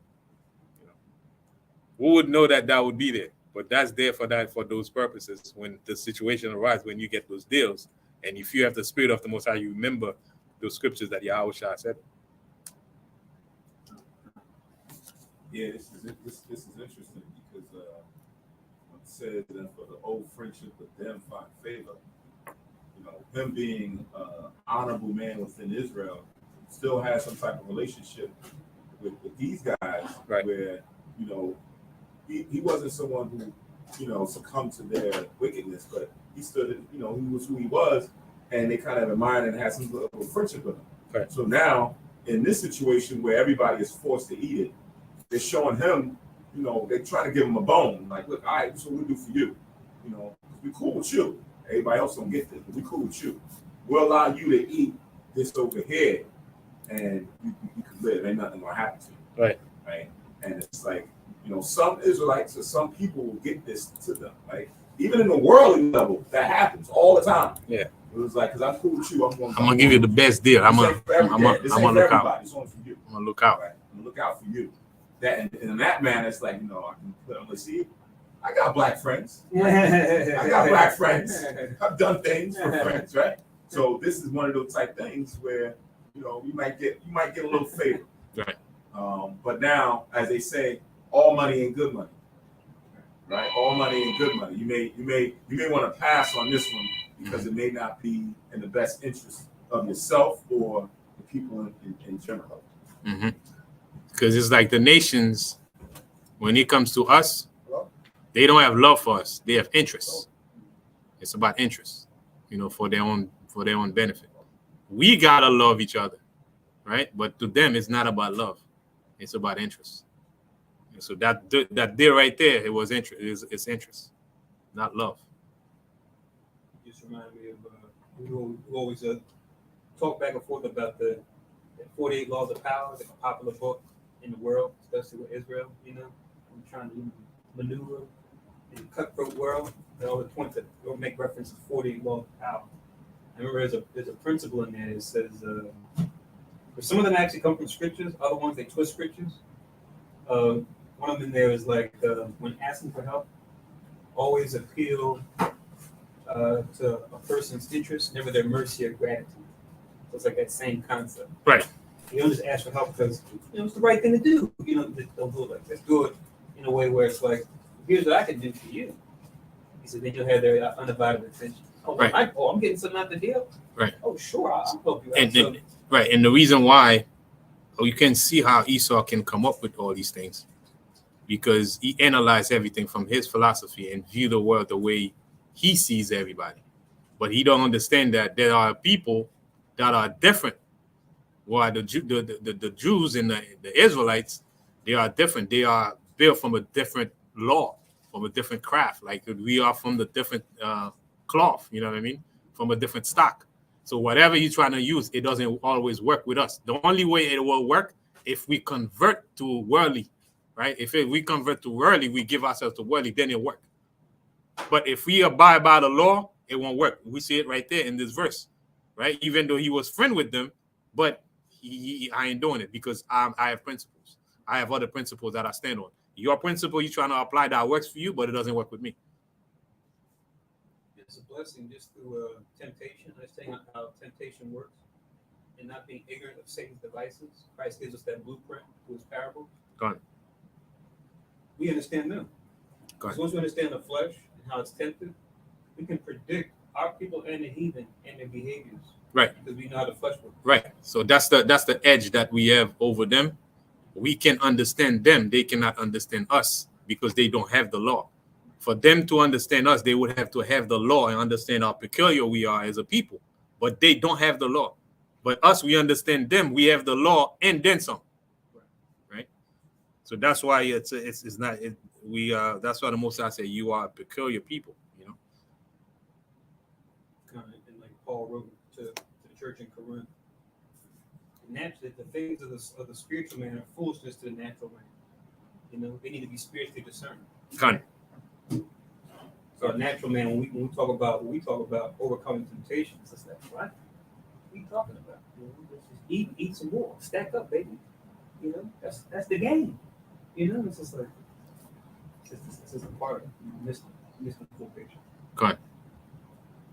Yeah, that's why Esau gonna have a hard time with us, because analyzing us through his view, it's not gonna work. That's why he gotta get us to break the law, because there's something about this law, about this people they just can't put their finger on. But so what we gotta do is destroy it, and that's what what's his name did. There's the Catholic guy who spearheaded the seminaries, who started the seminary. Man, I forgot the name of it. Not Constantine. Was it Constantine? What time period did he live? I forgot the time, but I believe it's Constantine, right? He when he find out that there's a power in Yahushua, right? There's power in Yahushua. He cannot destroy it, so he converted, to learn our way, learn the scriptures and stuff like that. Still, he could not get it. So that's when he set up the seminary. So now, if anybody gonna learn these things, right? He create books and stuff like that, and he creates boundaries and the rules and regulation, how to become a pastor or somebody or apostle, to start preaching the word, right? And then start giving him license to seminaries, right? Because he could not destroy it, but he's found a way to control it. Yep. So that's how they started with the whole seminary thing. Now you got to go to seminary, and they give you license because now you can teach. Now they regulate what you can teach and what you can. That's why you have in theology, people go to school, learn theology, but certain things they don't understand it because it's being taught through their universities based on what they want you to know. And in a way, they teach you a fake Christ, which is not the Christ of the Bible. But all in all, people think it's Christ that they learn. Like you said, humanity Christ. Right, the humanity Christ. Mm-hmm. So that's pretty much what happened. He feels like, man, there's power, but he just cannot stop it. So if we cannot stop it, let's find a way to actually control it. So he gave birth to the seminary. Looks like I don't see a name yet. Looks like Paul III. It was the Council of Trent. Constantine. Look at Constantine. So look up seminary. It's pointing to Pope Paul III, but okay. Let's see if there's an older seminary. It says he was a Roman. But verse 23. But he began to consider discreetly, and as became his age and the excellency of his ancient years and the honor of his gray head, whereunto he was come, and his most honest education from a child, or rather the holy law made and given by God. Therefore, he answered accordingly, and willed them straightways to send him to the grave. For he becometh not our age, said he, in any wise to dissemble, whereby many young persons might think that Eleazar, being fourscore years old, and then were now gone to a strange religion. Right? So he put everything in a balance and weighed everything in a balance. His age, his childhood, how he was brought up.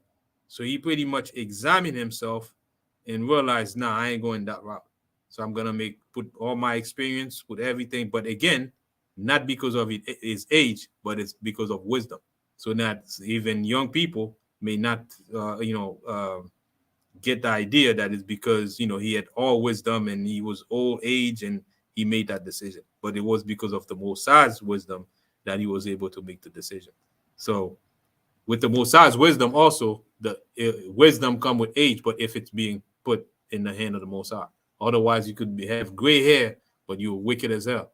At the same time, you can have gray hair and you're wise if you choose the scriptures. And you could be young as well and still have wisdom. Just like we have a king that was young, very young, but they had wisdom. They were able to rule. Right. So, he realized that he realized his position. 90 years old at that time, he knew that people looked up to him as an example, as a leader. Right. And if he did this, they would think that, he done switched up and went and followed after a strange religion. Mm-hmm. Right. So on two fronts, it's like, but if he did the aesthetics or the appearance, that he went the hell off. Right. This guy done went the hell off. Right. But most people wouldn't know specifically that he didn't go off. They just did a favor for him. Right. Right. So that he wouldn't die. But on the surface, it'd be like, yo, this guy went the hell off. So like we just read in Proverbs 22:1, he's thinking about his good name. His reputation is on the line here.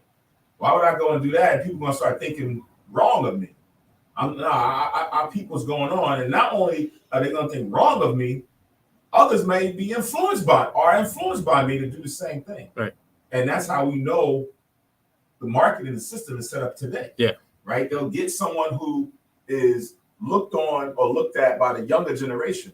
And if they see LeBron or if they see Jay-Z or if they see, Denzel or someone, Denzel is a good one because he was one who has been kind of firm on choosing particular roles in his craft that doesn't go left or right. He's like, I'm not going to go and sell out and play, dress up as a woman or do some this thing over here. I'm going to try to at least play some role that's a bit dignified. But if he did go do that, he'd be like, yo, Denzel did that? Like, Denzel is one of them ones.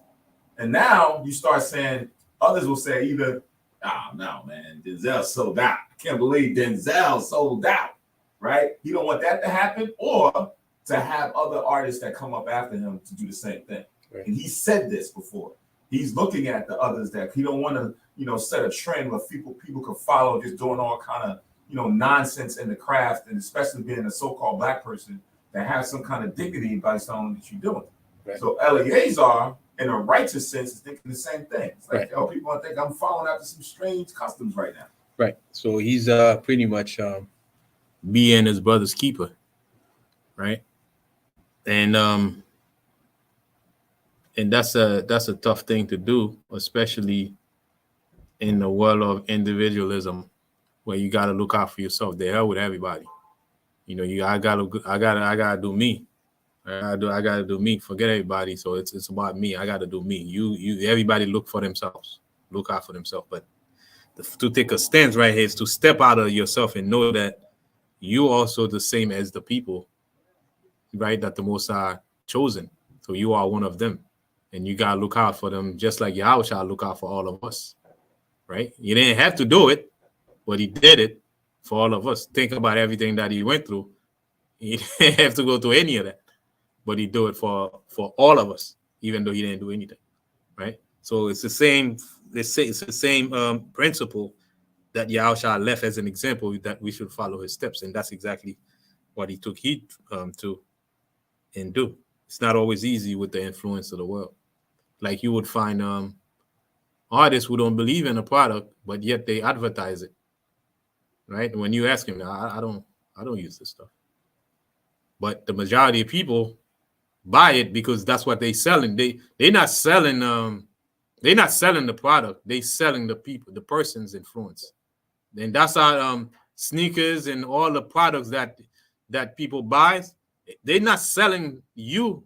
You can jump. You could wear Michael Jordan. That doesn't mean you can dunk just like Michael Jordan. But they selling you the what Michael Jordan stands for. The principles and how he carry himself and stuff like that. So that's why they lash out on those athletes. They want them to be a certain way because that's what they sell. They're not selling really the sneakers. Yeah. Some people would buy the sneakers and know that they cannot jump just like Michael. They will never be like Michael Jordan. But they sell in the admiration that people have for Jordan. That's how that's what they pay him the money for.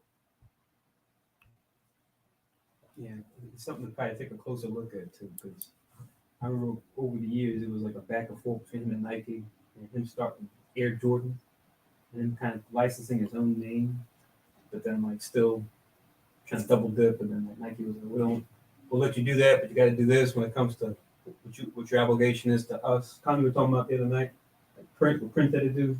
You change my name up so that they don't control me. Now I'm the artist formerly known as, because anything I do on the print belongs to Warner Brothers.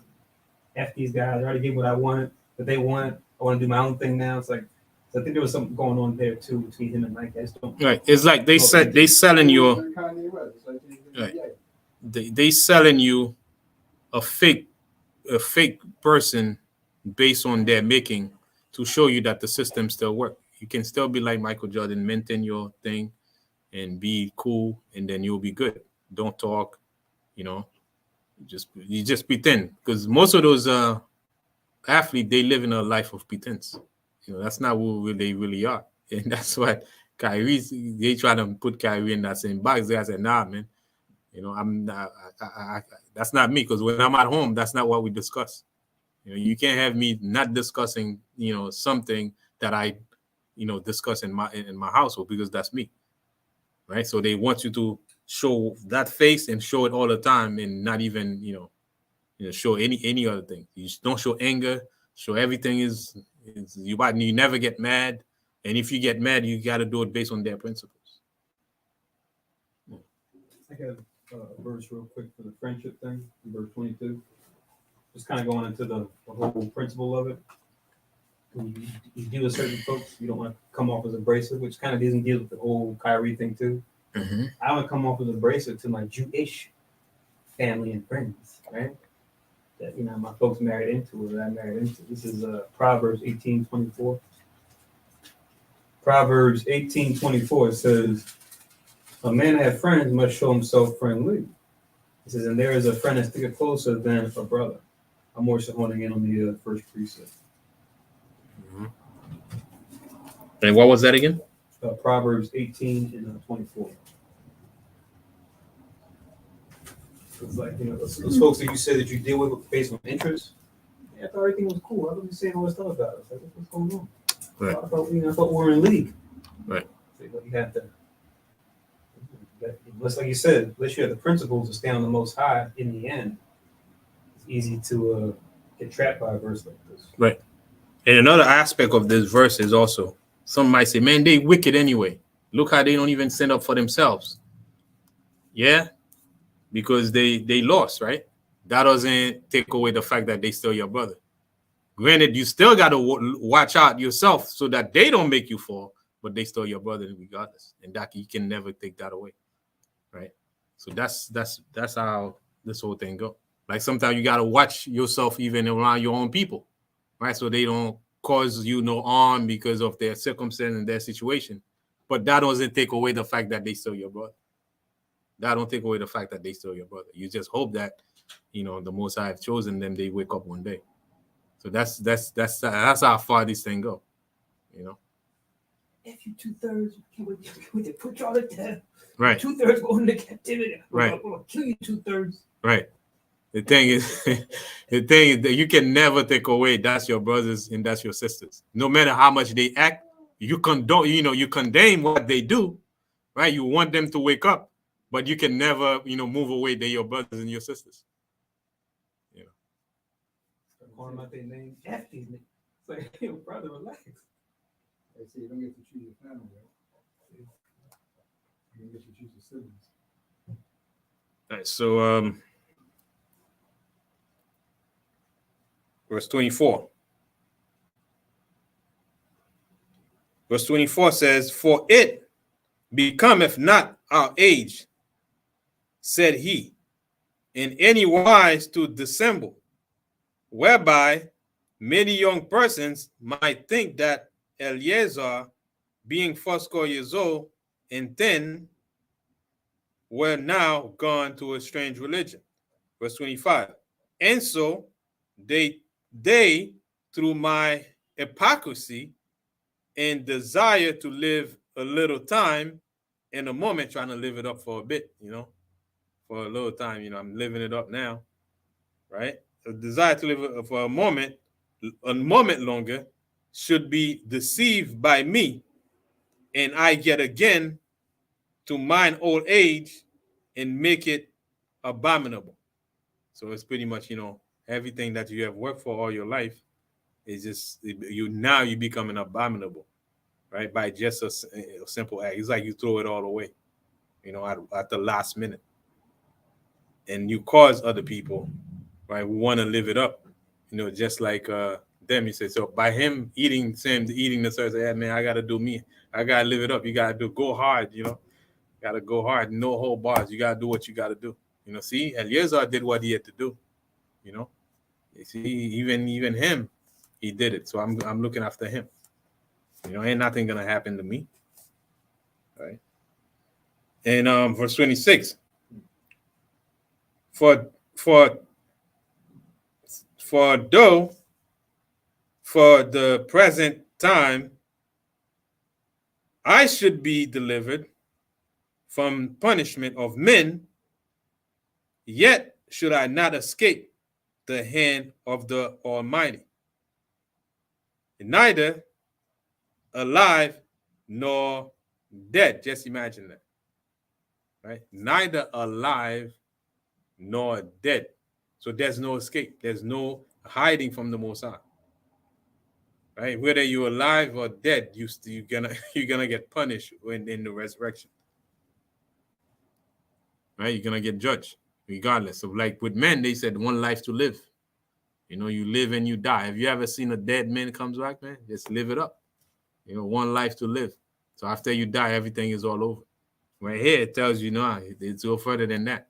because the Most High have power over death and also life in Yahushua. That's the natural man thing. God, they believe in Mother Nature. Once Mother Nature, give you food, toil for you, give you food, all the stuff, the natural stuff that you eat, it's all come from the soil. And then he's going to receive you even at the end. So Mother Nature, so who's Father Nature? So Father Time. Father Time. So they're both based on idols, unfortunately. I know that, but it's the same. It's the same. Doesn't make sense. Oh well. If it's a mother, for you to be a mother, you have a husband. No, the mother is all those wicked guys that you follow. The father, they all the wicked guys that you follow. As you're alive, and the Mother Nature is the earth, Mother Earth. Mother Earth. He receives you. He when people say that's where I'm from, they don't consider themselves. You from above first, right? The Most High said, before you came here, I knew you, right? You come above first. People tend to look for the land where they come from. That's my motherland. That's where I come from, Mother Nature. And they use that. See, from dust we came, from dust we shall return. And Mother Nature always receive those that came out of him. So that's how they said, everything is Mother Nature. Mother Nature feeds you, even though he goes to travail, the rain, hurricane, but he still don't give up. So that's how far people think of Mother Nature stuff. Because they attributed everything to the material. Right? That's the philosophy of the materialistic people. Right. So they look on the low, they look on the down instead of looking up. So their life began, down but not up. That's the opposite of what the Most High said. You hear these guys, the red pill guys, say, Mother Nature gave me gifts. Father Time takes them away. There's truth in that statement, but they're not really taking into account, like Ken already brought out, where those ideas come from, and how they took the things of the natural and associated idol with them. Time, as well as Mother Nature, supposed to be based on like Gaia or Rhea, the Earth Spirit, and you got Father Time, which is Cronus, supposed to be the god, the father of the gods, like Zeus and all them. That was his gift. That's where you get chronological order or chronicles or chronology. That word comes from Cronus, who's supposed to be the god of the time. So people using their modern parlance. Oh, Father Time, Mother Nature, yeah, but they don't know where that thing is rooted.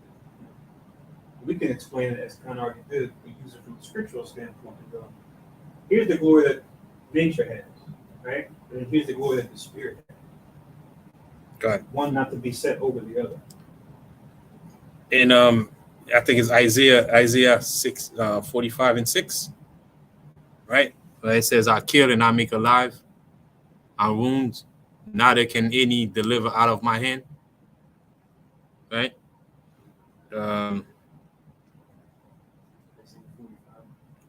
6 and Isaiah 45 and 6. Let me make sure that's what it is.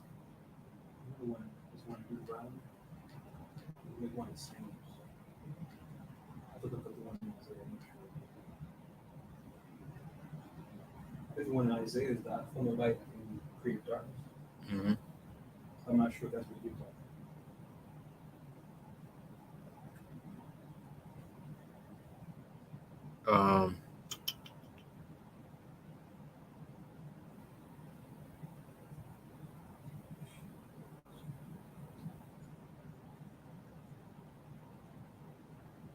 45 and 7. I form the light and create darkness. I make peace and create evil. I, the Lord, do all these things. That's what I meant. Isaiah 45 and 7. But there's the one that says, neither can any deliver out of my hand. Yes, the one in Deuteronomy. And Deuteronomy? Before that, I think it's 32.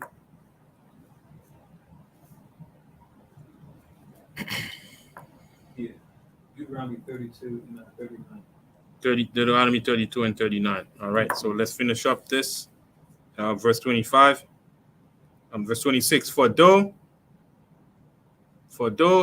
present time I should be delivered from the punishment of men, yet should I not escape the hand of the Almighty, neither alive nor dead. Wherefore now, manfully changing this life, I will show myself such an one as mine age require. Right? Show thyself. I go to with all the show thyself a man. That's what Solomon advised, right? I show myself. Therefore, show thyself a man. David to Solomon.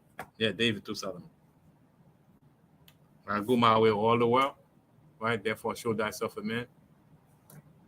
Right. 1 Kings 2, 1 and 2.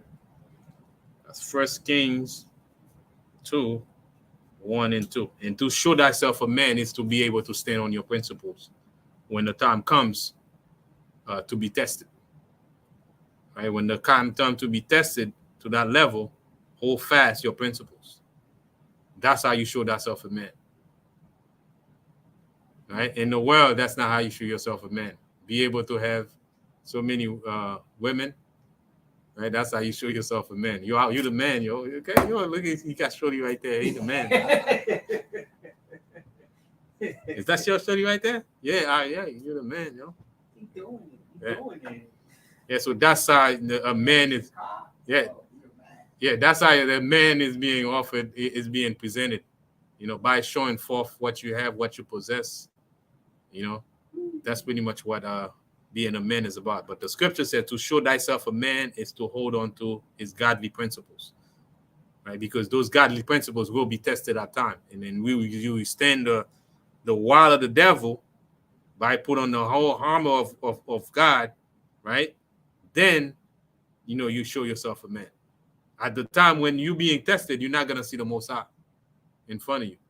Now it's going to be you and those principles. That's what makes the truth so much tougher. Because, which one?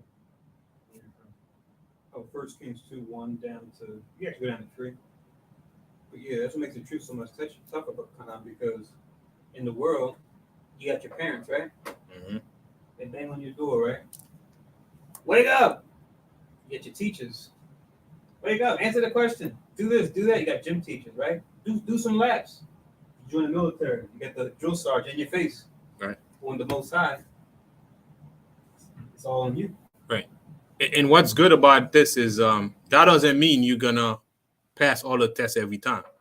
That means if you fail at it, that means you go back and practice more, right? Because this is a exercise, practicing, you know, righteous work, right?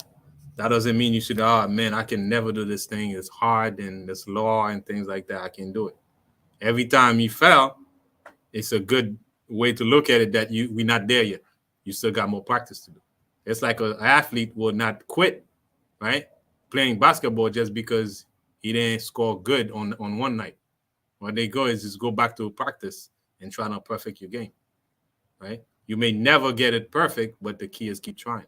But just to give up and say, that's it, I throw my hands up. I mean, you didn't put value on the Most High's law. It was just doing it, just see if you can win. And whenever you don't win, you quit. You know, it's not about winning, but it's about endure until the end. That's how we win. I think about also too, the priests, the sons of Aaron. Yeah, they came to Aaron initially, but generation to generation, it wasn't like a thing where every time the Most High was telling the priest, all right, guys, time for the morning sacrifice. I require a burnt offering. All right, it's evening time. I require my evening sacrifice.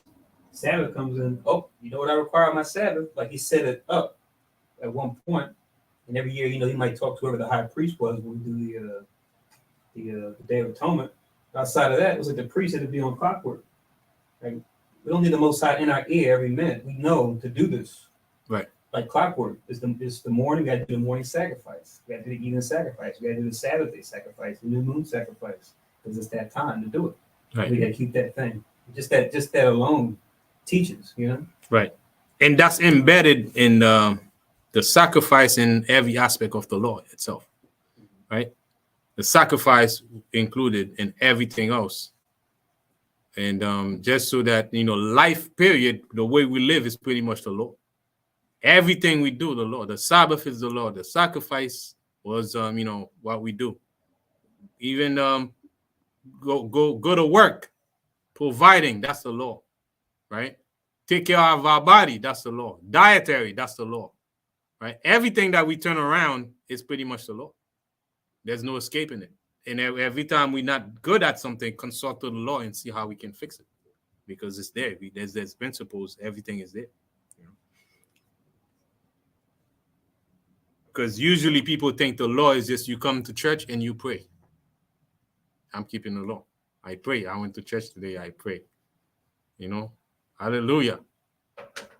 And did you go to church today? Oh, God bless.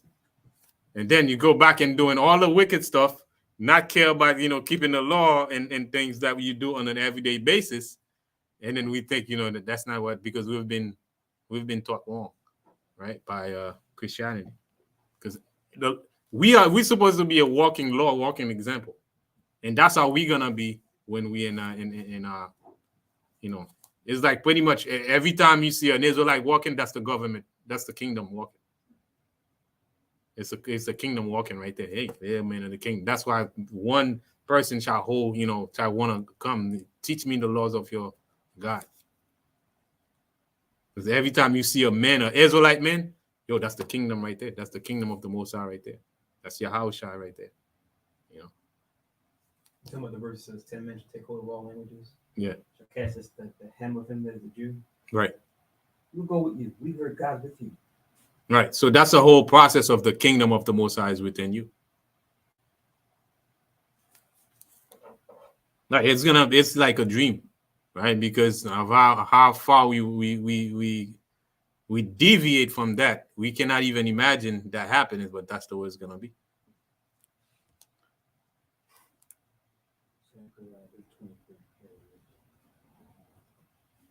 All right, so in verse 28.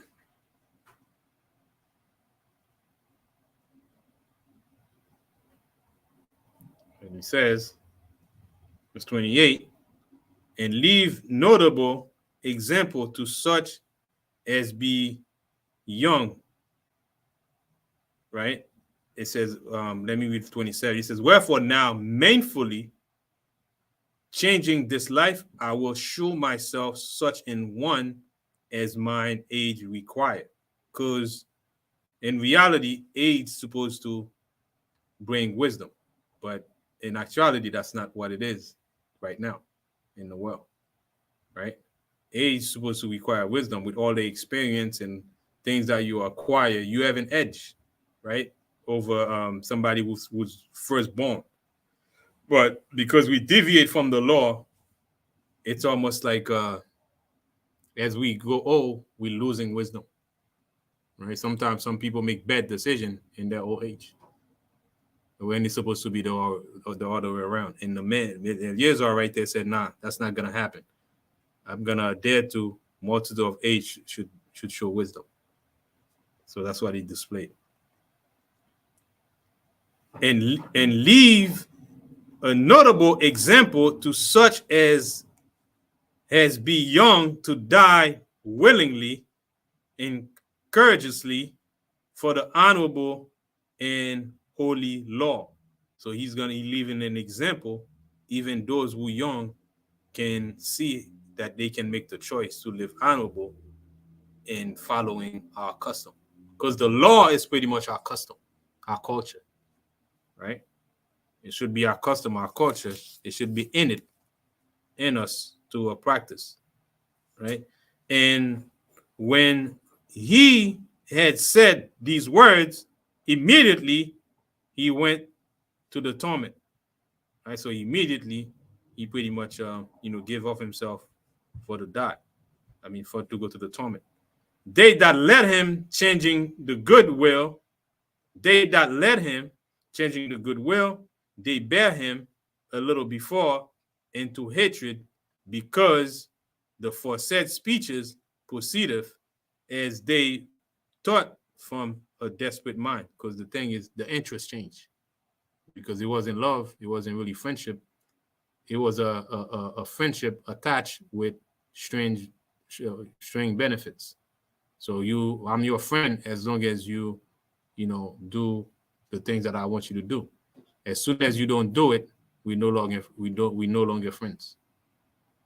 So that's pretty much what he was right there. For a little while, they were friends with him, but then they figure out what was in his mind. They pretty much, did not see him as a friend anymore, but as a foe. That's what happens with the mainstream celebrity artists. Right. Right. We're cool with you. We do business with you. We'll sit down. We'll break bread with you. As long as you follow, status quo, follow the principles that we uphold. And once you don't do that, then it's like you got to sever ties. Right. All the businesses and contracts and deals that we had, done. Because it doesn't fit into what we want to promote. You trying to go against that. Yeah. So we got to cut your Adidas, you got to cut your Nike, cut your Balenciaga, cut your movies, cut your music, all of that because you didn't want to play good. Right. And it gets to a point when you entrench, and you have so much invested in these people, and you tend to believe that they love you. And it's hard to weave off of it because they attach some emotion to it too. And it's a tough thing. I mean, imagine you have millions and you have all these people that's write you checks. You come in, they give you a hug and they invite you to parties and they with you. It's almost like they become your family, right? But in reality, they not. It's just interest. And it's a tough thing to for our people because we so much want to belong. It's hard to weave off of it. And even if you tell them, the mind control is there where they not going to get it. And that's what push a lot of people to go against their own people, but push us to go against each other. Like to the point where sometimes we confuse. We think they actually love us. We become confused because then what happened when they start cutting your check, then you start to think twice now. You get a wake-up call. What's that psychologist? He's older brother. He's the one that I think that what's name was like she's like his protege. The one who writes about the post-traumatic slave syndrome, Joy DeGroyd. But the guy who kind of taught her, he's brought this interesting framework, psychological framework that actually we can kind of see has evidence in the scriptures. He says different nationalities have like a different axiology, he calls it. He says with Esau, theirs is like object and the acquiring of the object. So that everything is material, like we already see in the scriptures. Then he says when it comes to like our people and like Hispanics, we are more relationship based, right? We're more about building bonds with certain people and building community, stuff like that. So when you have those two different frameworks kind of competing with each other, sometimes like you said, we'll kind of get left out there because we see the world how we see it, just like they see the world how they see it. So when people don't interact with us the way that we would, I would never say that. I would never do that. But yeah, their frame of reference is different from yours. They're just about things. Right. You're more so focused about people. Mm-hmm. When it comes to your decision making, right? Unless you understand that simple concept, it's a generality, but it tends to be true. You might have exceptions here and there, but generally that's what tends to be true. You don't go into that deal, that business engagement, acknowledging that, like you said, you're gonna feel some kind of way. Right. So the thing with these people, in terms of the stuff that they come up with, their thesis in theology and philosophy.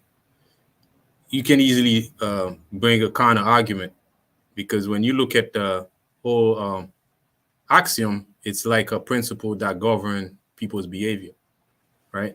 And usually the behavior is based on the person's upbringing and culture, customs, where they grew up.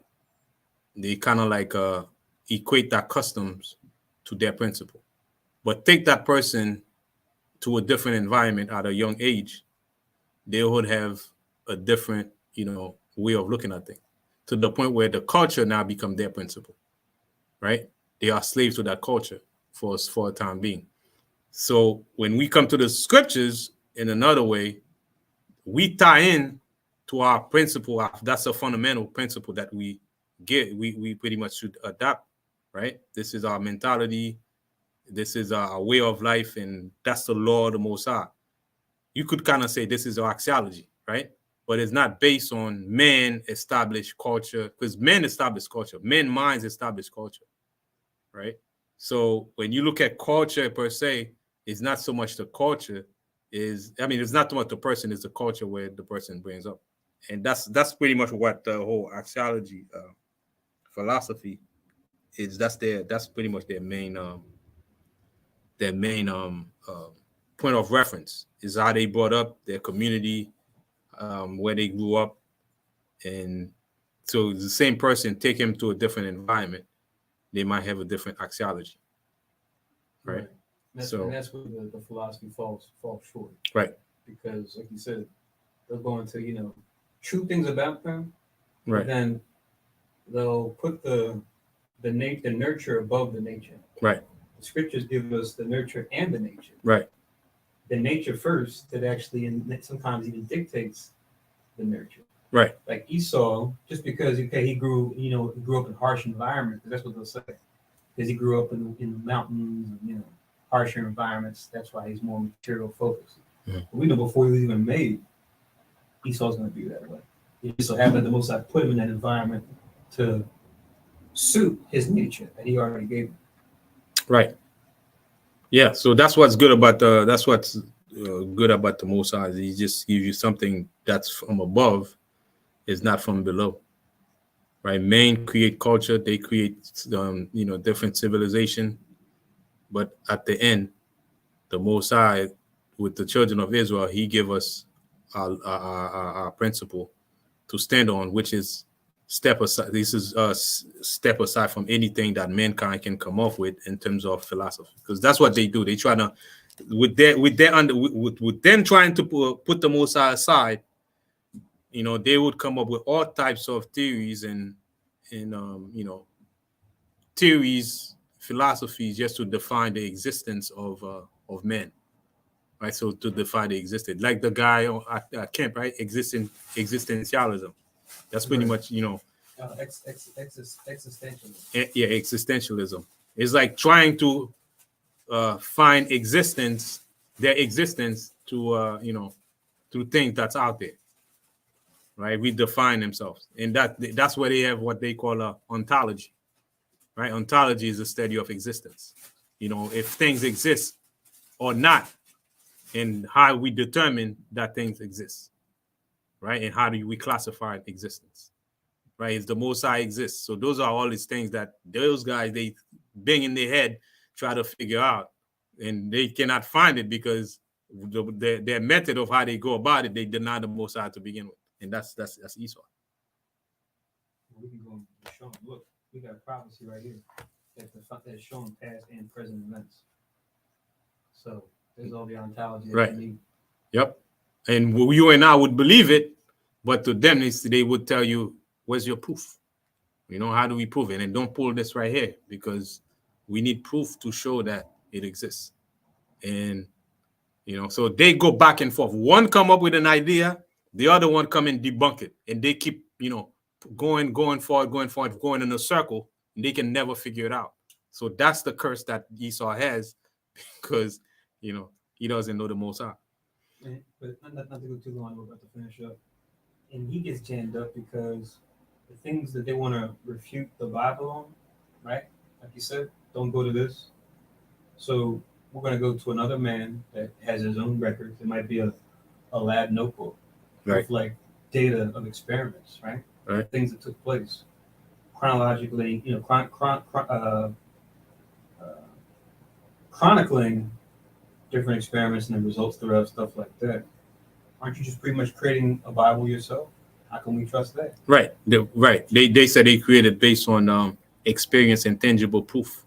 Different thing that scientists, scientific proof that they can test it, that you can choose from matter that existed that you see, right? That's to the point where they so confused. Plato came up with metaphysics, right? That's a step away from, try to find out the human mind, how it functions, right? And if you cannot understand it, how can you bring it to the table, but to the mind? So if the mind exists, then man is everything. So mind and people can exist because the mind exists. So you can bring the mind in the body together. So they tell you the form itself, the capital F form is one thing, and then the lowercase form is pretty much you bring together. The capital F is the mind, and the lowercase is the representation. So if I see Manashah here, Manashah is just the representation, but Manashah is not the real deal. The real deal is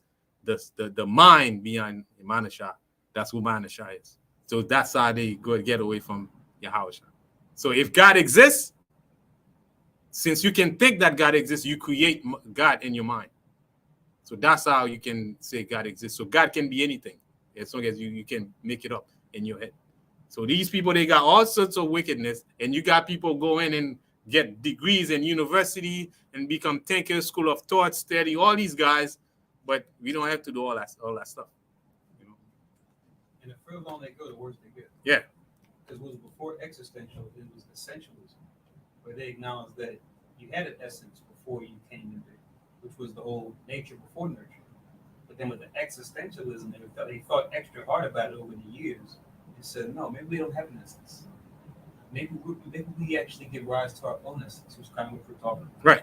Now we tell our own story, as opposed to our story already being told for us by something else. Right. If you watch the news right now, you'll hear some people say, that's his truth. Right. So which means there's no absolute truth. That's his, let me hear his truth. Or let me hear her truth. Well, you can't go against him because that's his truth. He has the right to his truth and his opinion. Right? So now there's no God. It's just everybody define themselves and define their own truth. There's no absolute truth. There's no higher power. There's no Most High. So the exact same people. They have a tragedy happen or sickness. They go to every doctor, every man.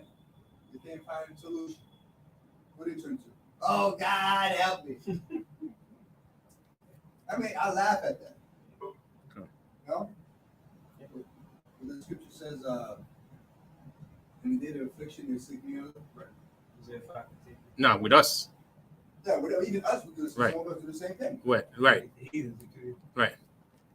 That's what I mean. I laugh at him. It's like, yeah, okay, you talk all that. But just something happened to you, and no man can help. So you're going to run. Come on. So let me finish up that real quick, because you went on a little tangent here, talking about Aristotle and Plato and stuff like that. Existential. Yeah. Those guys, they waste a lot of time. Verse 29. They that led him, changing the good will, they bear him a little before into hatred, because the foresaid speeches proceeded as they thought from a desperate mind. But when he was ready to die with stripes, he groaned and said, it is manifest unto the Lord that have the holy knowledge, that whereas I might have been delivered from death, I now endure sore pain in body by being beaten, but in soul am well content to suffer these things, because I fear him. And thus this man died,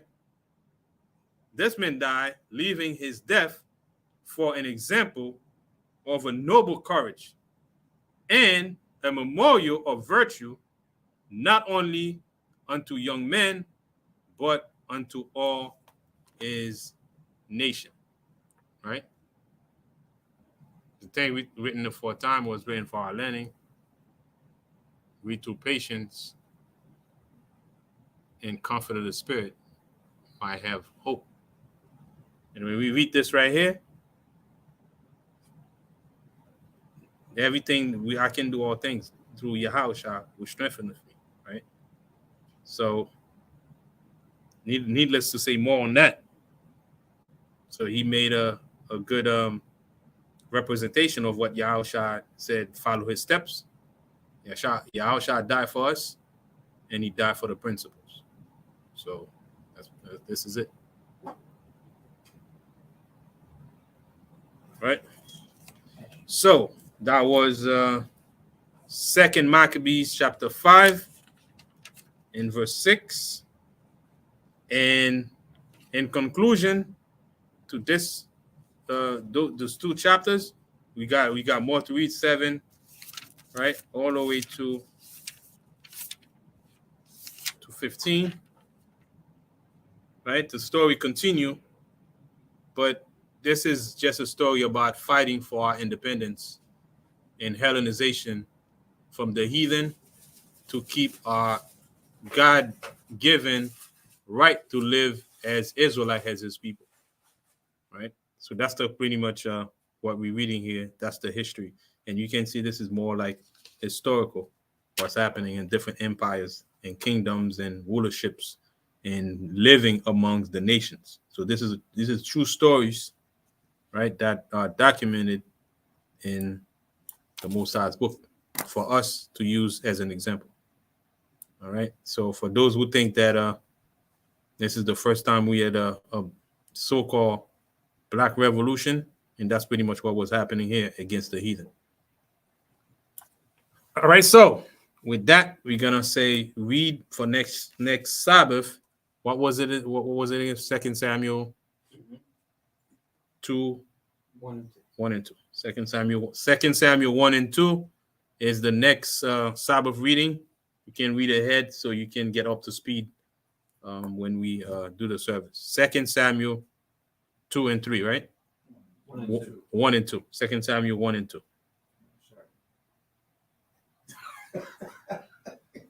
Like what?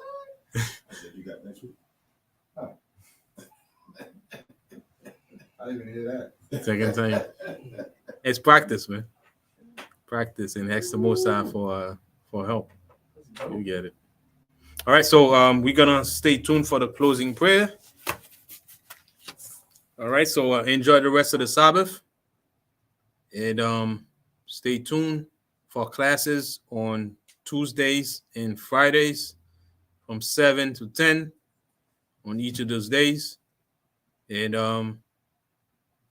hope the Most High keep you in good spirit to the week coming up, so that we can continue to go on and do this and wake our people up, right, to the best that we can, and also send our prayers to all of our other brothers and sisters that's doing the same work from all across the globe, 4 corners, whatever camp you may be, as long as it has to do with waking up our people, right? We pretty much with you, regardless of our differences. We know Yahushua gonna come in and set everything in unity. But until that time, stay in the spirit and keep teaching our people to the last end. All right, with that, we're gonna say Shalom and stay tuned for the closing prayer. And Barakatah Yahweh B'Hashem Yahushai for allowing us to come in and do the service. All praise to the Most High B'Hashem Yahushai. All right, stay tuned.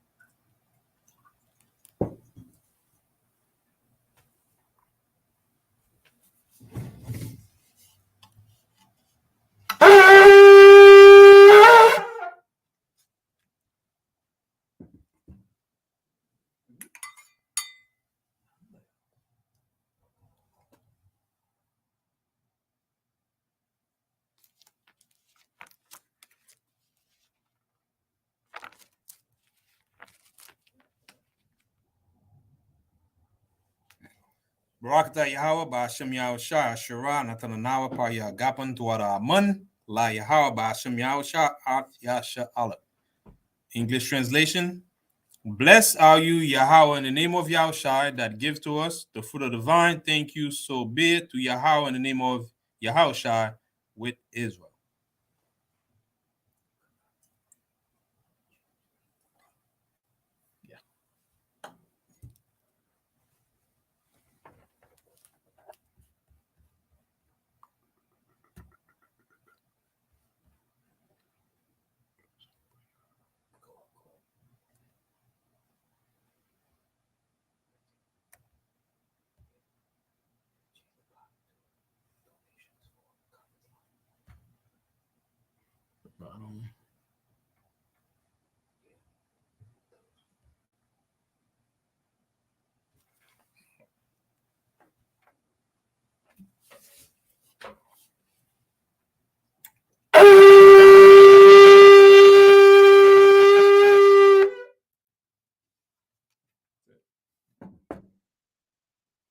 All right. I marvel upon you, are you Jerusalem? Stay in the faith, Jerusalem.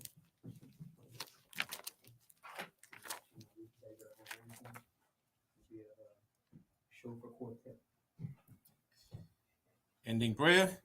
Yahweh, Ba'ashem, Yahushai, Babakushai, Shilmai, Lanawa, Aitha, Yamyun, Aitha, Shalak, Micah Allah, Walalahayim, Tazudakim, Shemor Ayah, Barak, Rapa, Magun, Wakaziat, Bunya, Yasha Allah, Wasalak, Lanawa, Rabim, Kakama, Rabim, Da'if, Rabim, Bayana, Rabim, Sabalanwa, Rabim, Amawan, Rabim, Aqua, Rabim, Ahabim, Rabim, Adana, Wakhanaya, Wasalak, Kau, Katayimna, Akim, Wayasha Allah, Damyan, Waiwulam, Asham, Yahushai, the water, Amun. English translation. Yahweh, in the name of Yahushai, please listen to us now. Right now, send Michael and the righteous powers and angels to protect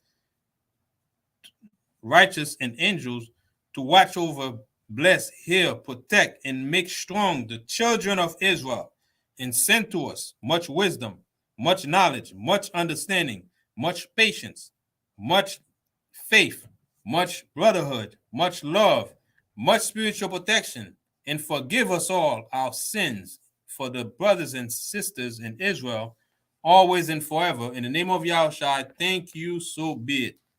The four corners prayer. Yahweh, Ba'ashem, Yahushai, Baraknawa, Weyasha Allah, Obafi Suparium, Shema, Yasher Allah, Yahweh, Eloheinu, Yahweh, Echad. All right. Have a blessed rest of the Sabbath. Have a peaceful and blessed week. Shalom. Shalom. Shalom.